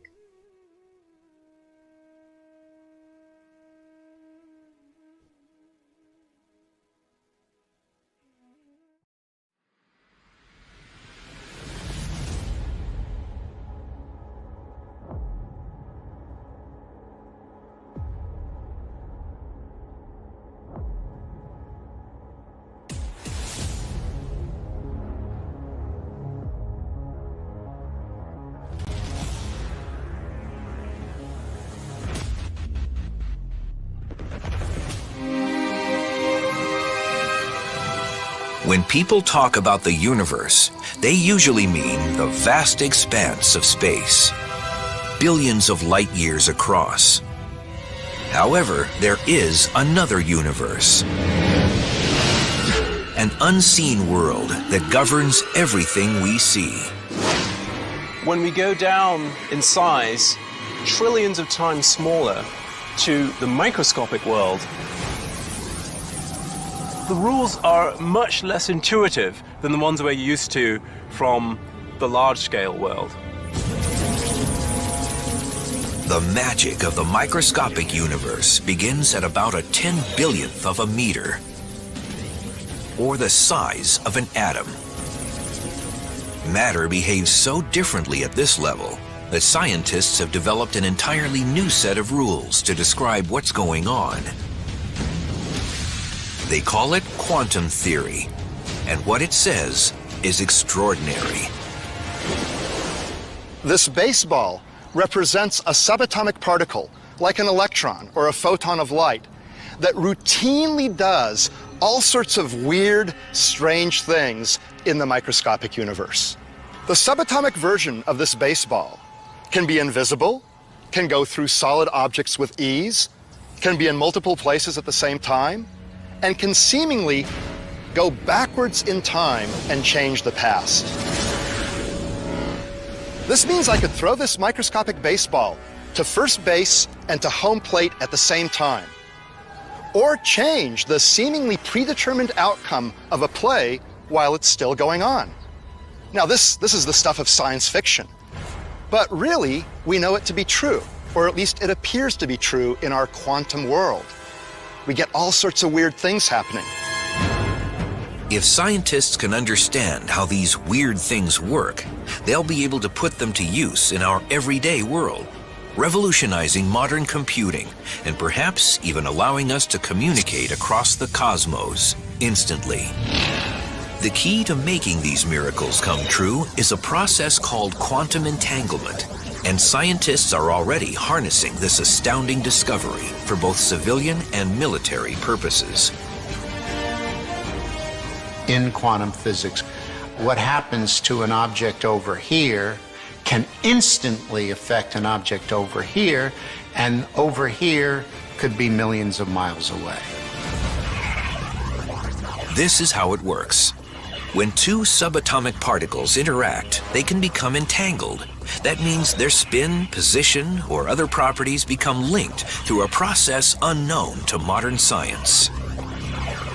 If you then make a measurement of one of the particles, then that instantaneously determines what the behavior of the other particle should be. And when the experiment is done, it's found that indeed the other particle's quantum state is exactly determined once you've made a measurement of the partner particle's quantum state. That means if a scientist observes one entangled particle and forces it to spin clockwise, the other entangled particle will immediately start spinning in the opposite direction. That seems intriguing, but it's hardly earth-shattering until you consider that the two entangled particles can be separated by billions of light years. And still, the moment you observe one particle spin, you've dictated the other particle's spin. That's weird because it may suggest that information has traveled instantaneously, faster than the speed of light, from one particle to another. I don't understand it. I don't know that anyone does. Spooky action at a distance, as Einstein called it. What's surprising is that when you make a measurement of one particle, you affect the state of the other particle. You change its state. There's no forces or pulleys or, telephone wires. There's nothing connecting those things, right? How could my choice to act here have anything to do with what happens over there? So there's no way they can communicate with each other. So it is completely bizarre.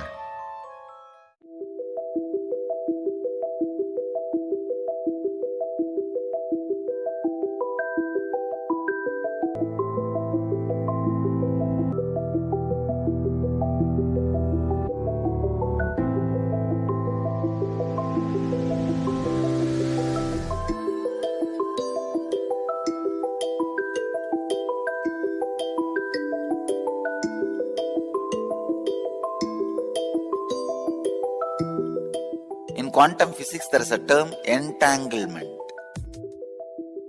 Means, when one energy source entangles with another, they interfere with each other. This interference can be highly positive and transformative and harmonious. Entanglement directly affects human beings. In my breathing space, this is what happens. Your mind gets entangled with my no mind. If your mind entangles with my no mind, it is entanglement, thought level. Next, if your muscle memory gets entangled with my muscle memory, that is called entrainment. If your biomemory gets entangled with my biomemory, it's called enlightenment. Entanglement can move to entrainment, then entrainment can become enlightenment. Entanglement means two person falling in tune with same thought. Entrainment means two person falling in tune with the same idea. Enlightenment means two person uniting beyond ideas. Understand, when you are in entanglement with me, I give my inner space to you, which is lighter than the outer space. All I do is, for few minutes, a few seconds, I make your inner space lighter than the outer space by removing the mass, dirt. Those few seconds you are in entanglement with my inner space, purest consciousness. Once you are exposed to that, by and by your biomemory, muscle memory, inner space, everything starts enjoying that space and starts living. It becomes living enlightenment. This is the way the entanglement becomes entrainment, entrainment becomes enlightenment. Entanglement is initiation. Entanglement. Entangling yourself with an enlightened being is the most easiest and powerful way to raise yourself to the higher level and get enlightened.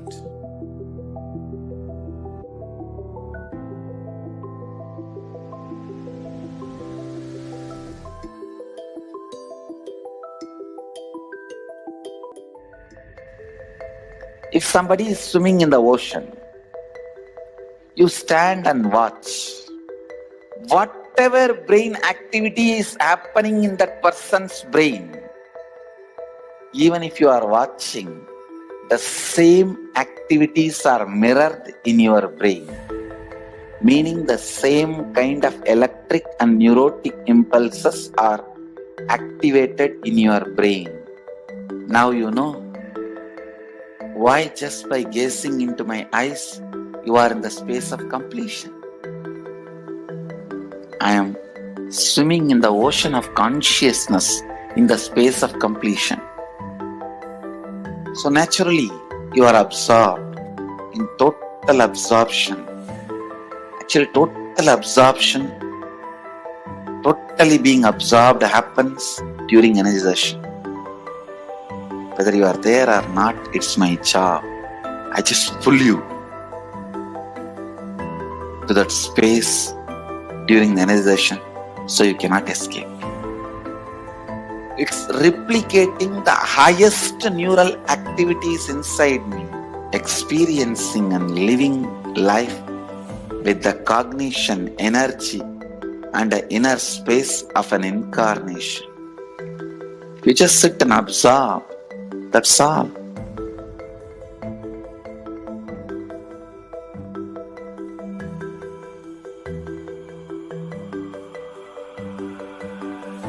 The Shaktini Pata is the word for quantum entanglement. If I have to roughly translate, Sadashiva uses the word Shaktini Pata. He goes even one step further.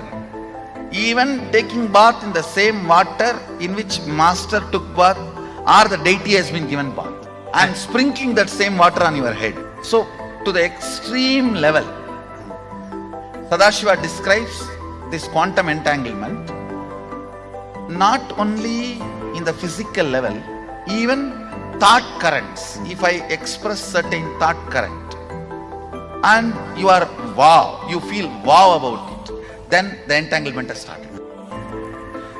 What is being told to you? What for I stand? What is the concept I share? And what I inspire in you only will get strengthened and become experience when I am entangling with you. The Shaktini Pata with me means the concepts for which I am standing will be reality for you. I am very clear, you are Sadashiva, whether you understand or not. And more of that truth I will manifest in your body, mind, muscle memory, biomemory, everywhere. That manifestation is powers, and more you manifest, play with the powers, more and more you will be grounded into the reality you are Sadashiva, ultimate. I am entangling you for this experience.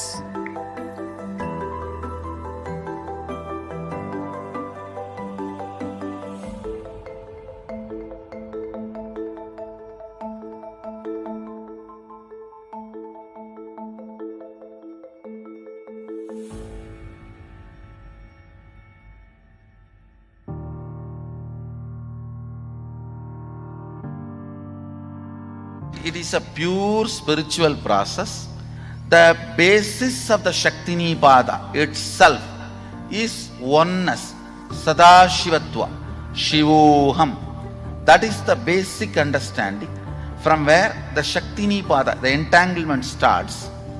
So, in few days, more and more they start getting entangled with this truth. The more and more powers manifest. When they manifest the powers, they get more and more entangled with the original truth. Actually, powers are side effects of the... When we express, manifest, we inspire the people who are seeing to come back to this original Shivoham space which they are also carrying. When you see somebody swimming, your biomemory gets the confidence you can also swim. That neuron, mirroring neuron effect starts happening. When you see power manifestation going on, even you get entangled with the Sadashiva space of the person who is manifesting the power. It's not bound by time and space. You are teleported to that space. You are transported to that mystery. You are transported to that level, to that initiation, to that experience. Entanglement happens more between the person's core consciousness and me. The moment he decides he is seeing me, that is enough. Even if he does not see me, his decision is powerful enough for me to entangle with that person. Shaktini path is not limited to the physics of time-space. Even the two-way video conferencing screen is just to trigger that first few minutes. They need to be triggered. That software need to open up. Just for that only, the two-way video conferencing screen. After that few minutes, you may not even need that screen. The entanglement has started happening. How I heal through healers. Each one of my healer is continuously in entanglement with me. He may be wherever he is. That is what I prove when I materialize. See, when a devotee can receive vibhuti or kumkum and materialize, same thing. the deity also receives vibhuti, kumkum and materializes. How? When somebody's kundalini is awakened, when somebody is initiated as a healer, is in entanglement with me, same way the deity is also in entanglement with me. Once the prana pratishtha is done, that deity is continuously in entanglement with that super consciousness.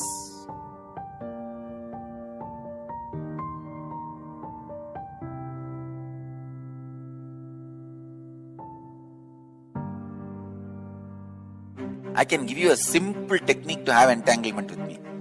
Just morning, sit in the satsang, that's all. Every day morning satsang itself is entanglement with me.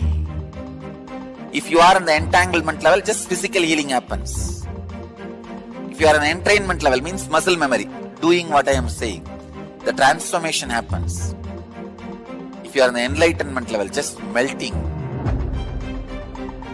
the very mystical doors of life opens and the enlightenment, conscious explosion happens.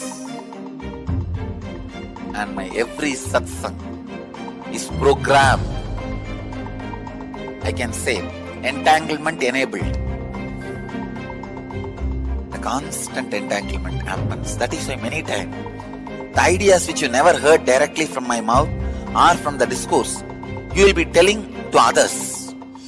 You would have heard only 5 ideas, but when you expand it to others, explain it to others, when others question you, you will have 25 ideas coming out of you. You may be thinking, where did I get this entanglement? This levitation, kundalini awakening, everything happens just through this great truth of entanglement. Nothing else. Blessings to all of you. This quantum entanglement will make quantum enlightenment manifest in all of you.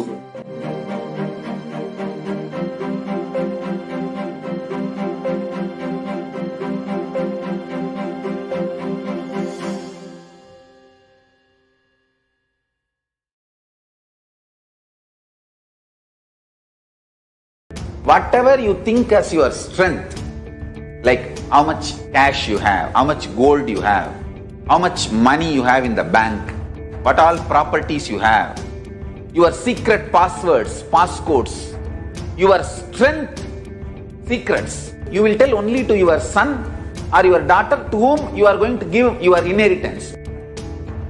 Same way, most important, powerful secrets Paramashiva has given to his son Muruga, Subramanya. In all the powerful secrets, the father will tell only to his son. It is too secret. I am going to open that agama and give all the essence of all those secrets. The secrets of Kriyapada, secrets of Yogapada, and secrets of Jnanapada. I am not only going to teach you, I am going to give you exactly what Paramashiva gave it to Subramanya. Because Paramashiva himself is manifesting through this being now, giving you all exactly what was given to Subramanya. Nothing is required from your side. Just sit like innocent Subramanya. Muruga at the feet of Paramashiva. I assure you, whatever was given to Subramanya, the whole life will be given to you now. Not just words, teachings, not even just experience, life itself. I am talking to each one of you sitting in your room. I will make you all Subramanya.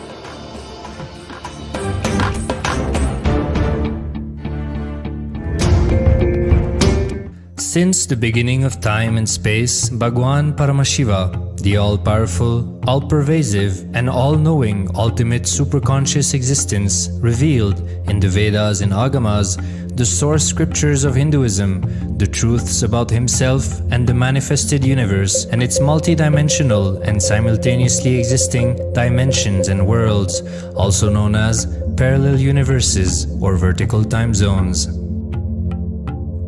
त्रुट्यादिप्रत्ययस्यार्थ कालो माया samudbhavah. The Kala Tattva, which gives rise to the knowledge of various time zones and parallel universes such as Truti and others, is originated by Ananteshwara from the impure Maya. Bhagwan Paramashiva mentions that as we experience the various higher states of consciousness, we simultaneously experience the various time zones associated with them. We get transported to the parallel universes and experience the other dimensions of our own existence, of our own personality.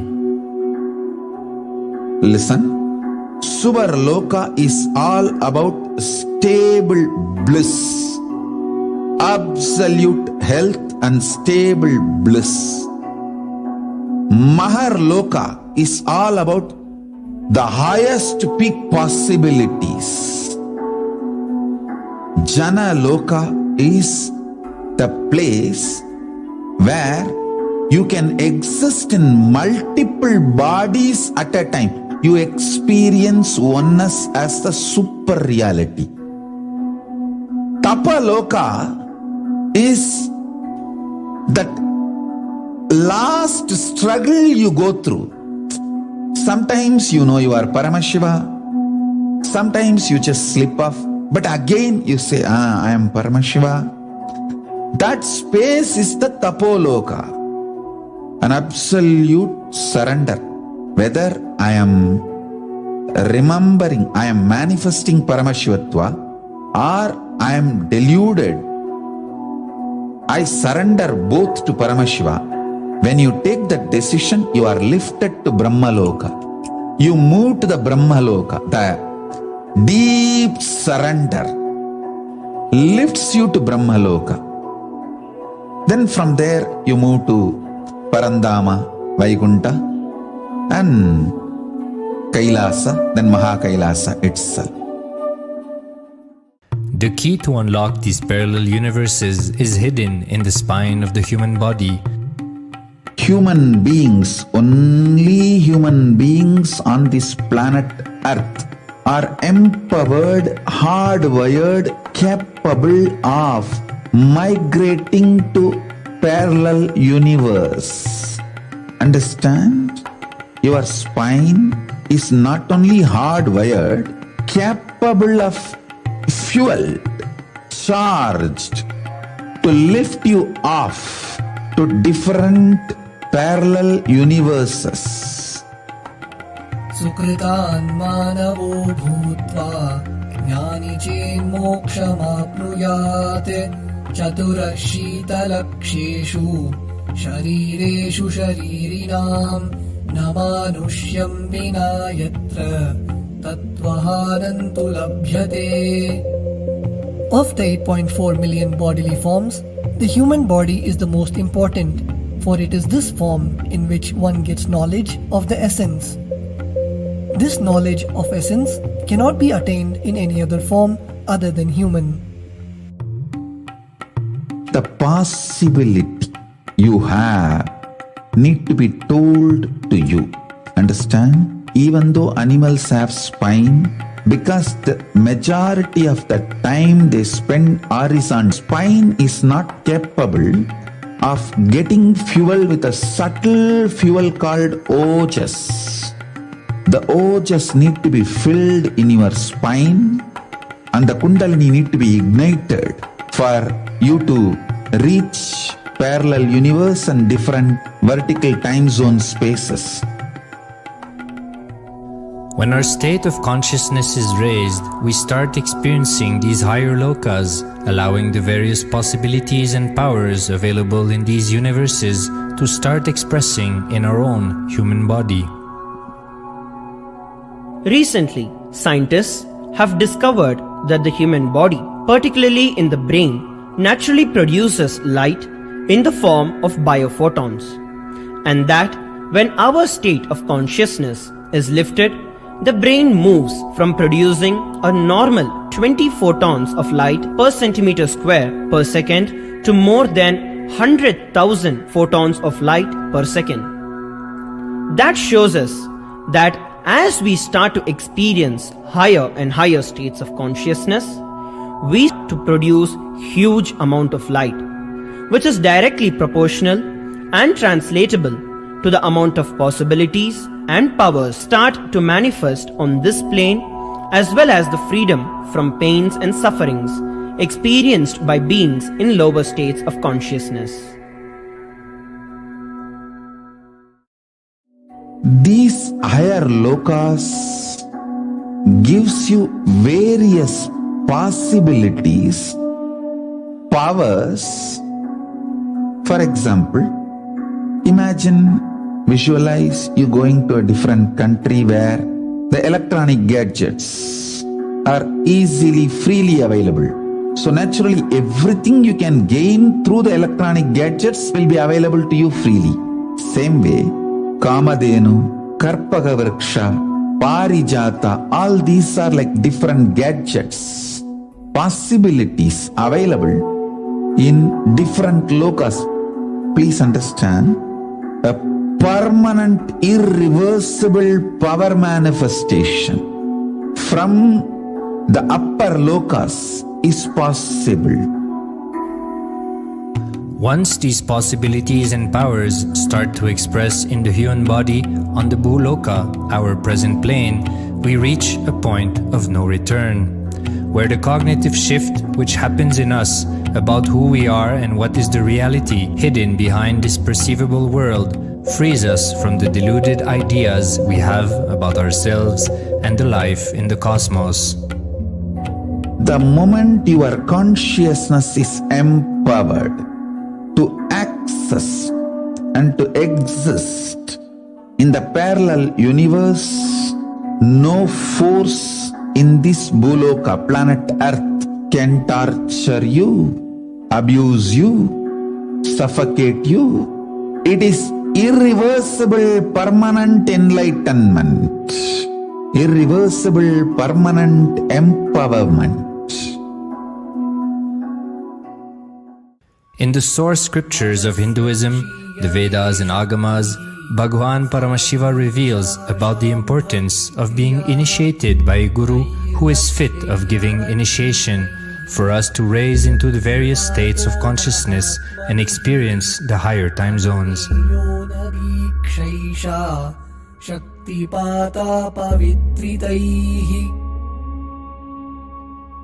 The potency of Anavamala, which veils the innate and essential nature of the soul, is set into the decaying phase by this specific activity. Such specific activity is characteristically called Diksha. The intimate communion between the Blessed One and the Blessing One is very rare and difficult to occur. The Supreme Pontiff of Hinduism, Jagat Guru Mahasannidhanam, His Divine Holiness Bhagwan Nithyananda Paramashivam, is the 1008th incarnation of Paramashiva as per Hinduism, living amidst us today. Starting out at a young age and enduring years of intense penance, he persevered with the single-pointed vision of experiencing the ultimate oneness with Paramashiva, known as Paramadvaita. He traversed the length and breadth of India, initiated by his gurus into yoga, tantra, and other Eastern metaphysical sciences. After having many profound spiritual experiences, he finally received the ultimate experience of Paramashivoham, I am Paramashiva, from his guru Arunagiri Yogeshwara, an incarnation of Paramashiva himself in the holy town of Tiruvannamalai in South India.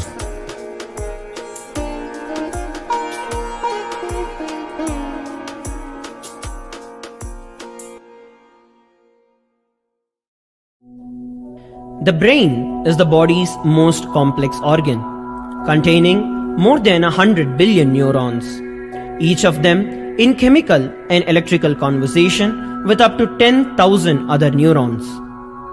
Its sheer capacity to process the various happenings of life is astonishing. The scientific studies on the Supreme Pontiff of Hinduism's brain remarkably shows that the complexity presents no difficulty for the Supreme Pontiff of Hinduism in managing his brain's activity. The Supreme Pontiff of Hinduism's capacity to control his brain is very fluid. He can easily shift his brain function and alter his brain waves, allowing the travel into various time zones possible and effortless. The results from the scientific studies conducted on the Supreme Pontiff of Hinduism showed that the human body and brain is able to choose to alter the body and to travel to other dimensions at will. The possibility for people to experience the healing capabilities as well as the higher states of consciousness is an event of immense benefit for humankind. The science of altering the rates and progression of many physical diseases, mental instabilities, and ultimately the superconscious breakthrough has now been made available and achievable for today's humanity. The Supreme Pontiff of Hinduism is a bridge between the visible and the invisible. He is also a bridge between the age-old world of mysticism and the modern world of science and discovery.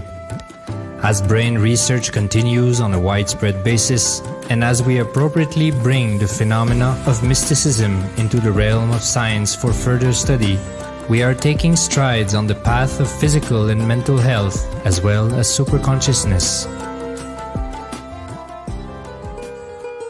I'm going to empower, enlighten each and every one of you with the fuel and energy of the parallel universe. It can make you tireless forever. It can just kill the boredom once and for all in your life. It can just make you manifest third eye power right now. You may experience intense levitation right now. You may experience absolute flexibility of the body and complete detoxification, a complete healing right now. There can be multiple possibilities.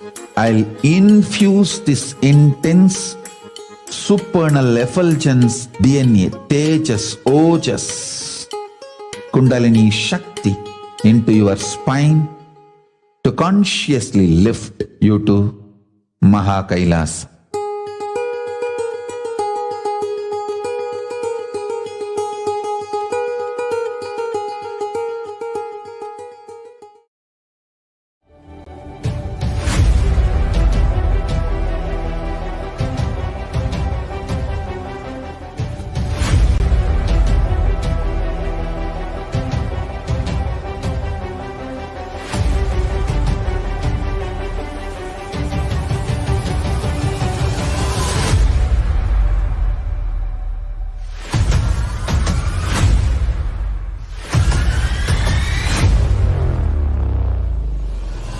Whatever I shared till now, condensing the whole thing and reviving it as experience, starting from completion, unclutching, power manifestation, the states of consciousness and the planes, multiple planes, everything.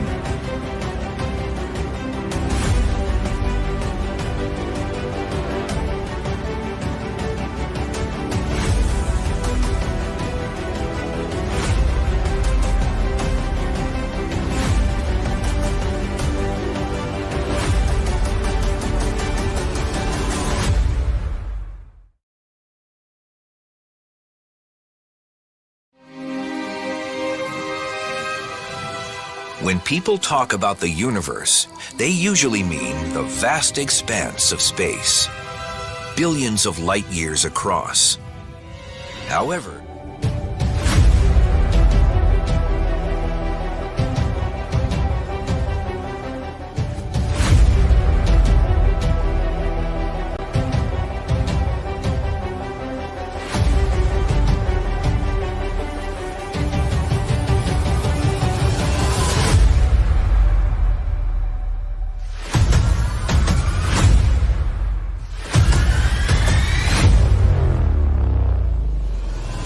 whatever I shared till now, condensing the whole thing and reviving it as experience, starting from completion, unclutching, power manifestation, the states of consciousness, multiple planes, everything.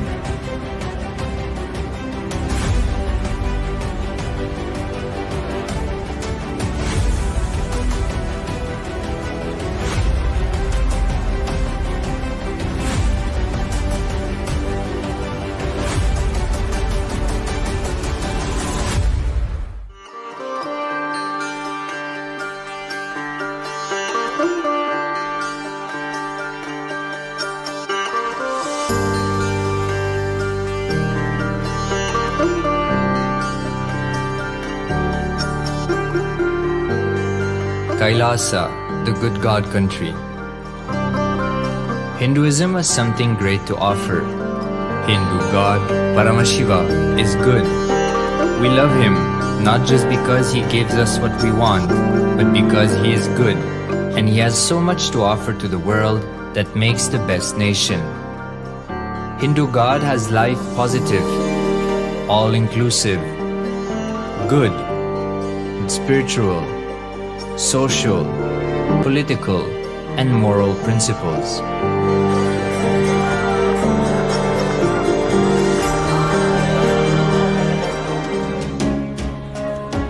Hindu principles are guaranteed solutions for all the major problems of humanity: resettlement, violence and lawfare, impoverishment, inequality, environmental footprint, pandemic and biowar, disputes, feminist movement, women's rights, child rights, minority rights, linguistic rights, human rights.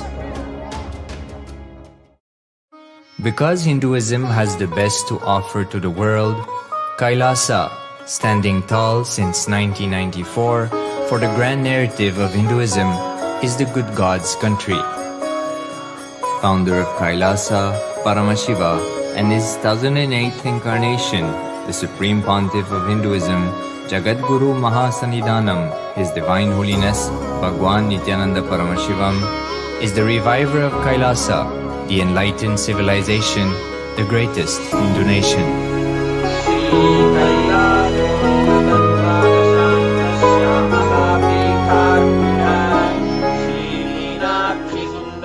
His Divine Holiness was birthed by his predecessors of enlightened masters, great rishis, munis, siddhas, who predicted and recognized His Divine Holiness, Bhagwan Nithyananda Paramashivam, as an incarnation of Paramashiva, as per the science of incarnation described in Hinduism.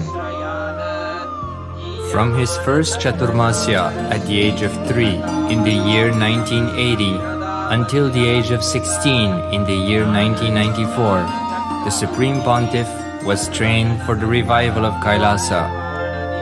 He began reviving Kailasa from the age of 16 after the coronation on the 25th May 1994.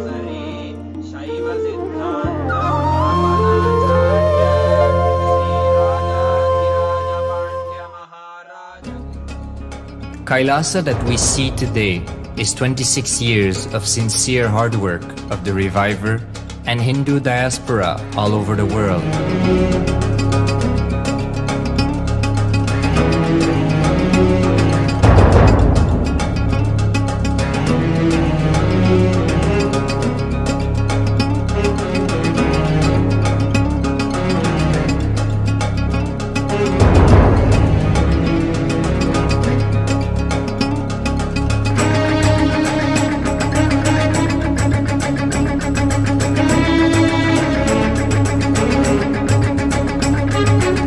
Kailasa has a potential population of 2 billion Hindus worldwide, with over 100 million applications to its citizenship already applied.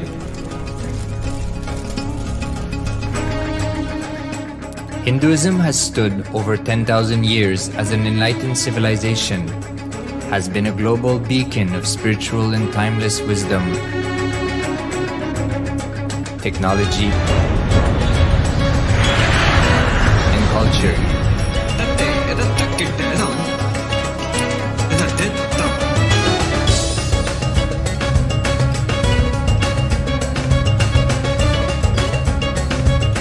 He's wearing a grey jacket. His name is Boris.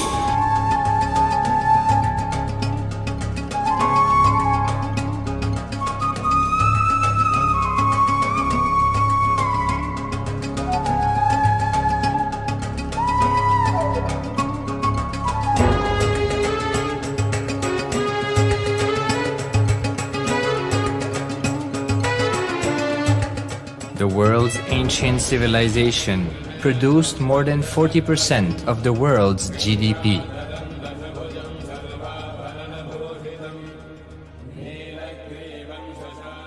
Purpose of life is to experience oneness with the ultimate reality, Paramashiva.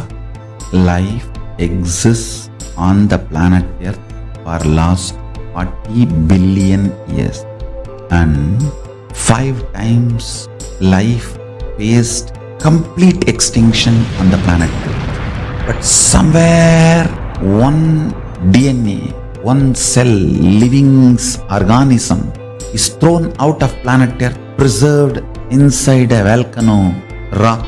After millions of years comes back to Earth due to gravity or whatever reason, gets into the ocean and starts the life again.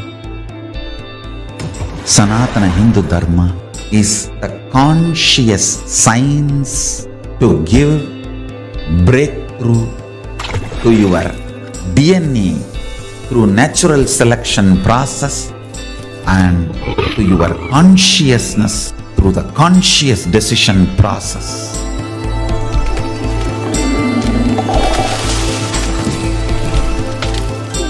Sanatana Hindu Dharma is a science. It is not bunch of do's and don'ts. No. Please understand, it is the revelations of sacred truths, cosmic truths, powerful cognition. It is still alive. That science is available, time-tested, foolproof. This science of living enlightenment is the complete solution for all the problems individual or society or modern day humanity is facing. Then you will understand all the problems of the modern day humanity. Sanatana Hindu Dharma is solution. Whether the terrorism or climate change, these are man-made calamities. For all the problems humanity is facing, the only solution is science of living enlightenment, revealed by Paramashiva from the Vedagamas in the modern day through this body. I am a Hindu revivalist, not by any revolution, but by evolution and setting model communities. Understand? Kailasa is reviving the ancient Hindu enlightened civilization. Paramashiva manifested this Kailasa Mandala, the enlightenment ecosystem and the lifestyle. I am going to revive this whole enlightenment ecosystem, Kailasa, by creating a model Kailasa for the world. I will work sincerely and revive this spiritual science, which is the core for enlightenment ecosystem, making you all manifest the state, space, powers, being, superconsciousness and Kailasa of Paramashiva, and making all of us manifest Paramashiva. In a world ravaged by war, ecological destruction, hatred and division, Kailasa stands as a bold vision of human potential, coexistence, organic living, and alignment with nature.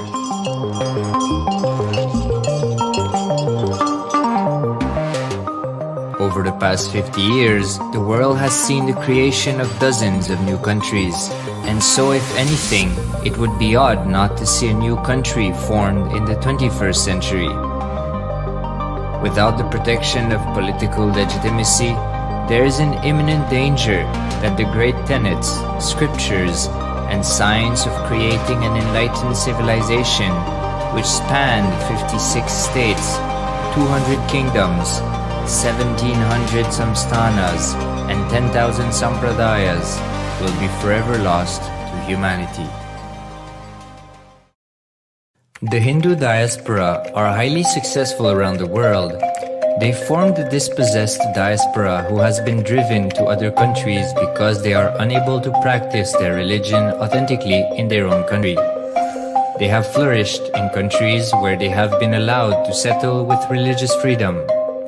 For example, in the United States, Hindus are the most educated and highest earning community, with 77% of them holding a bachelor's degree and 48% having an income of $100,000 or more. Although they are only 1% of the population, Hindus have launched 13.5% of the startups in the USA. They hold leadership, technical and creative positions in companies such as Microsoft, Google, Facebook, etc. This success has been repeated around the world, in the UK, Canada, Australia, etc. James Kirkup, in his 2015 Telegraph article says, British Indians are not just the most successful immigrant group in this country's recent history, but the most successful group of people, full stop. He continues, more extraordinary than the rise in numbers is how it has taken place so harmoniously and profitably for this country and those in it. British Indians, quite simply, are among the most industrious, accomplished, and credible amongst us. The best of British, if you like. The same article says that British Hindus are barely 2% of the population, but 12% of all the doctors. Australia and Canada have understood the ingredients of fast economic growth of the country and are doing everything to attract the educated, rich Hindu community. Hindus are the fastest growing migrant population in Australia. In 2017, 200% more Hindus have received invitation for Canadian Permanent Residency Program. Even now, the Hindu diaspora worldwide are the richest. No divorce, have no cases of drugs and substance abuse, lowest mental disorder, no depression. Hinduism is the only religion which neither converts nor kills. Absolutely non-violent, the elite sect of mankind.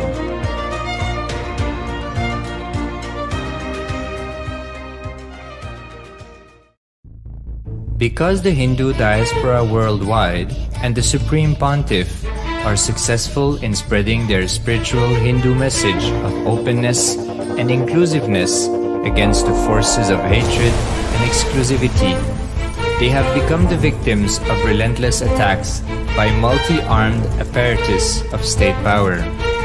Anti-Hindu forces, extremist caste, supremacist militant organization want a one ideology Hinduism under their exclusive domain. What they cannot digest into themselves, they systematically delegitimize and exterminate. Lawfare, assassination attempts, character assassination of the Supreme Pontiff of Hinduism, Jagadguru Mahasannidhanam, His Divine Holiness, Bhagwan Nithyananda Paramashivam.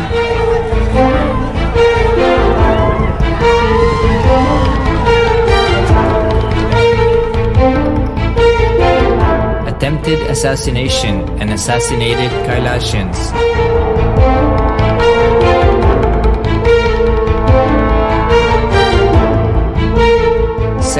assaults and rape of female monks of Kailasa, objectification, character assassination,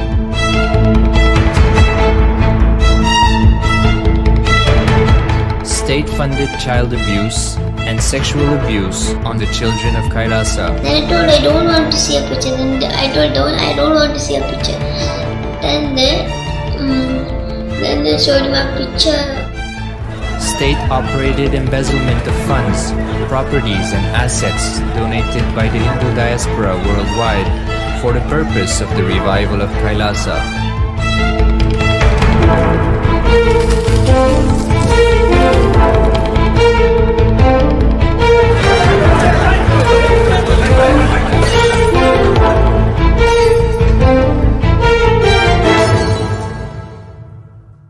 Since 1994 up to until now.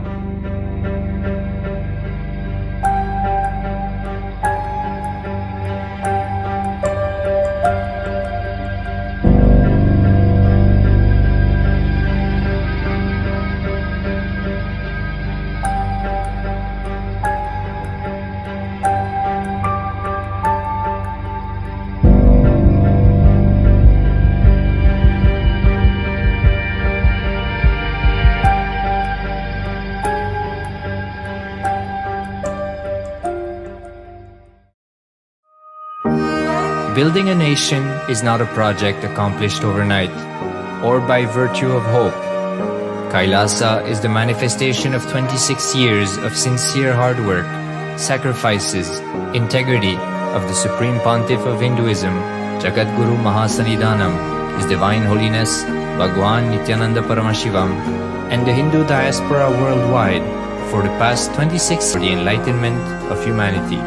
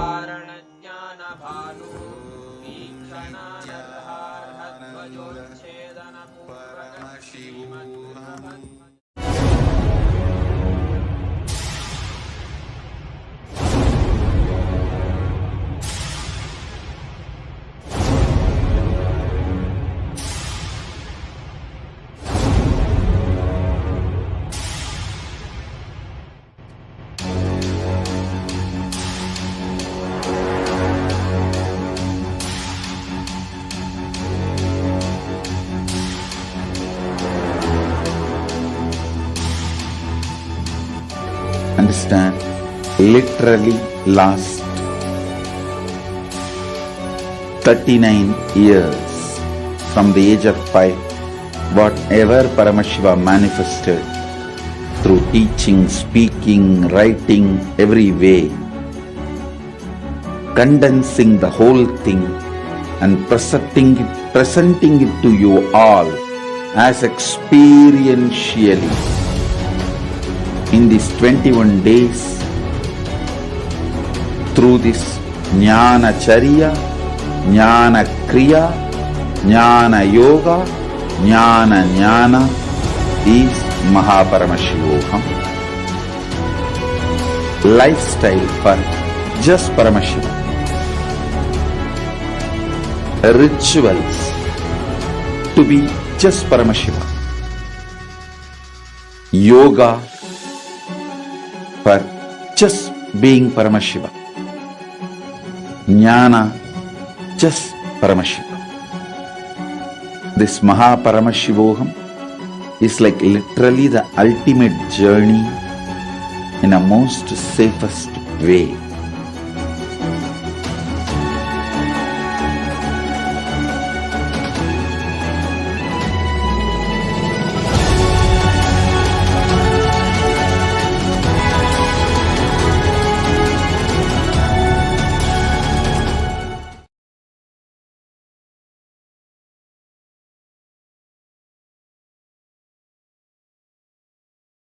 A more intelligently connected world leads to a brighter future. An enlightened humanity leads to a better world. During the Paramashivam program, we help people to discover their superhuman possibilities and help them to find and achieve the true purpose of their birth by giving them the techniques, practices, and methodologies from the Vedagamas, the original source scriptures of Hinduism.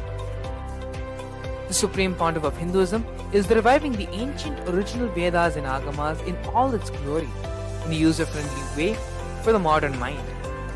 The Supreme Pontiff of Hinduism is transforming human beings into divine creating and replicating the 463 powers from the Agamas revealed by Paramashiva.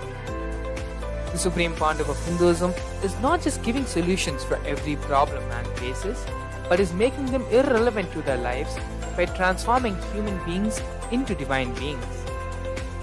Listen. Any argument presented by your mind, body, your present reality to establish you are not Paramashiva. You are not omniscient, omnipotent, omnipresent. Anything presented to prove you are not Paramashiva is illegitimate. Decide this. This is super determinism. Understand?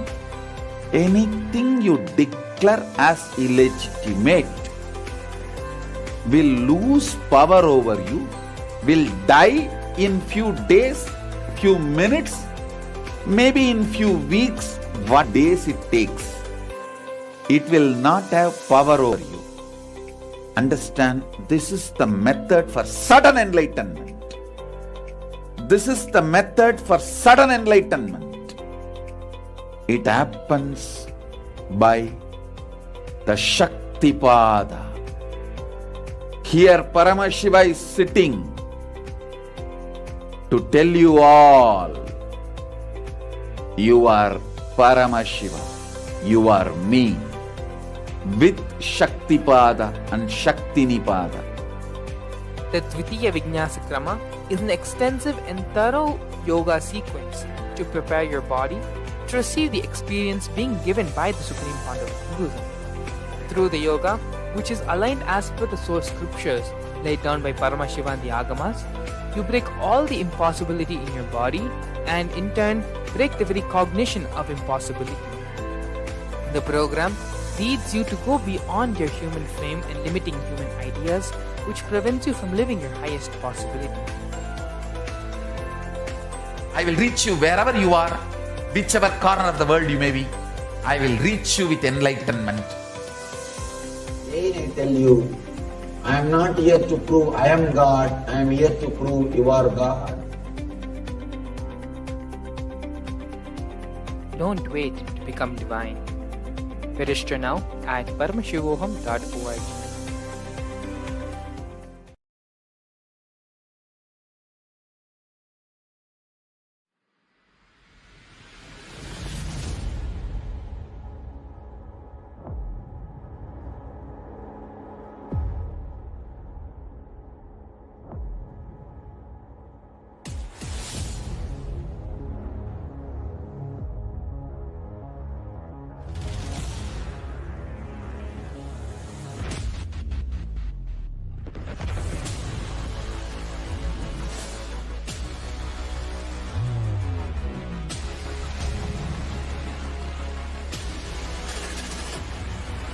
you will become Paramashivam.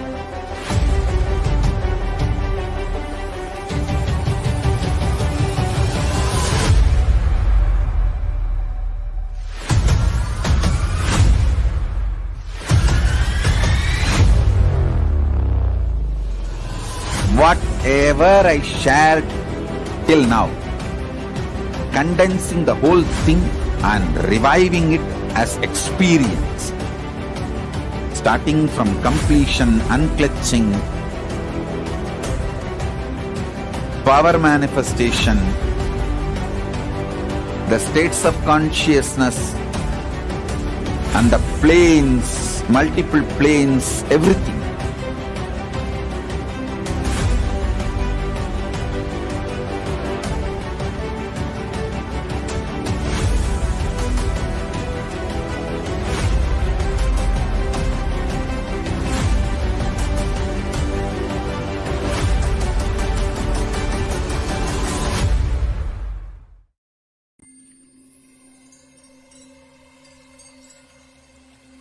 I welcome you all with my love and respect. Let you all open all your three eyes. Om Nithyananda Paramashivam.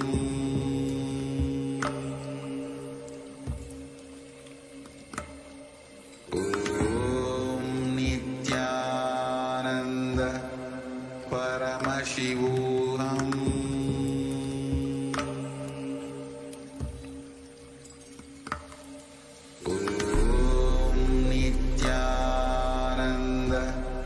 Paramashivam.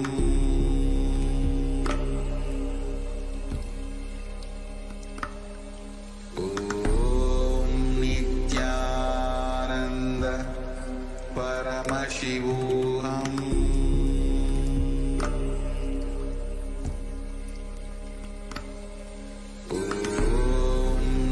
Nithyananda Paramashivam.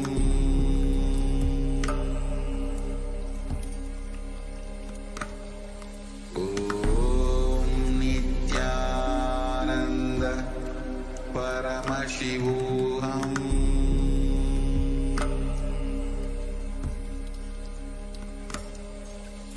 Om Nithyananda Paramashivam.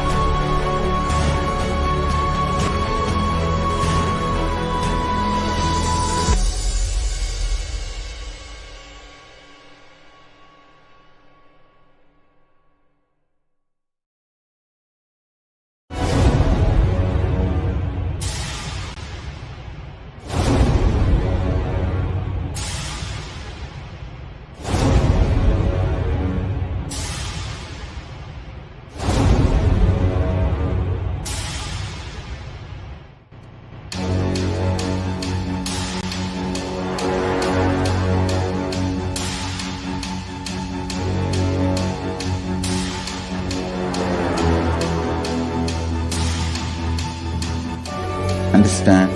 Literally lost 39 years from the age of 5, whatever Paramashiva manifested through teaching, speaking, writing, every way, condensing the whole thing and presenting it to you all as experientially in these 21 days through this Jnana Charya, Jnana Kriya, Jnana Yoga, Jnana is Mahaparamashivoham.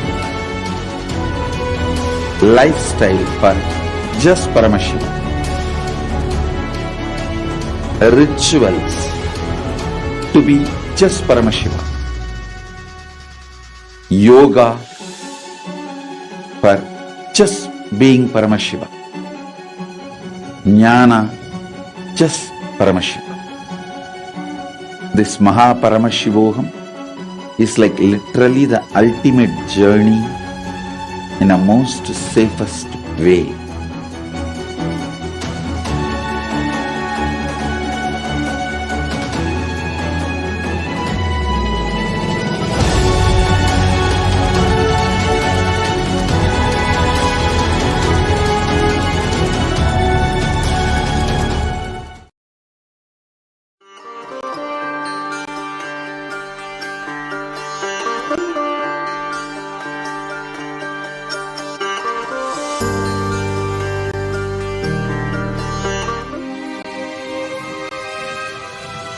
When people talk about the universe, they usually mean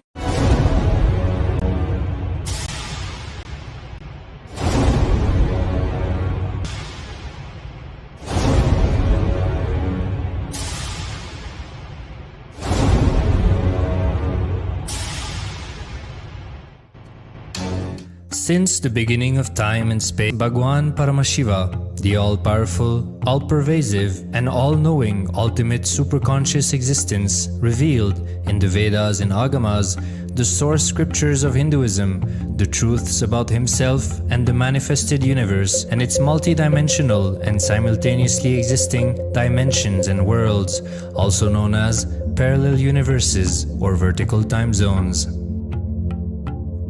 त्रुट्यादि प्रत्ययस्यार्थ कालो माया समुद्भवः. The Kala Tattva, which gives rise to the knowledge of various time zones and parallel universes such as Truti and others, is originated by Ananteshwara from the impure Maya. Bhagwan Paramashiva mentions that as we experience the various higher states of consciousness, we simultaneously experience the various time zones associated with them. We get transported to the parallel universes and experience the other dimensions of our own existence, of our own personality. Listen, Suvarloka is all about stable bliss, absolute health and stable bliss. Maharloka is all about the highest peak possibilities. Jana Loka is the place where you can exist in multiple bodies at a time. You experience oneness as the super reality.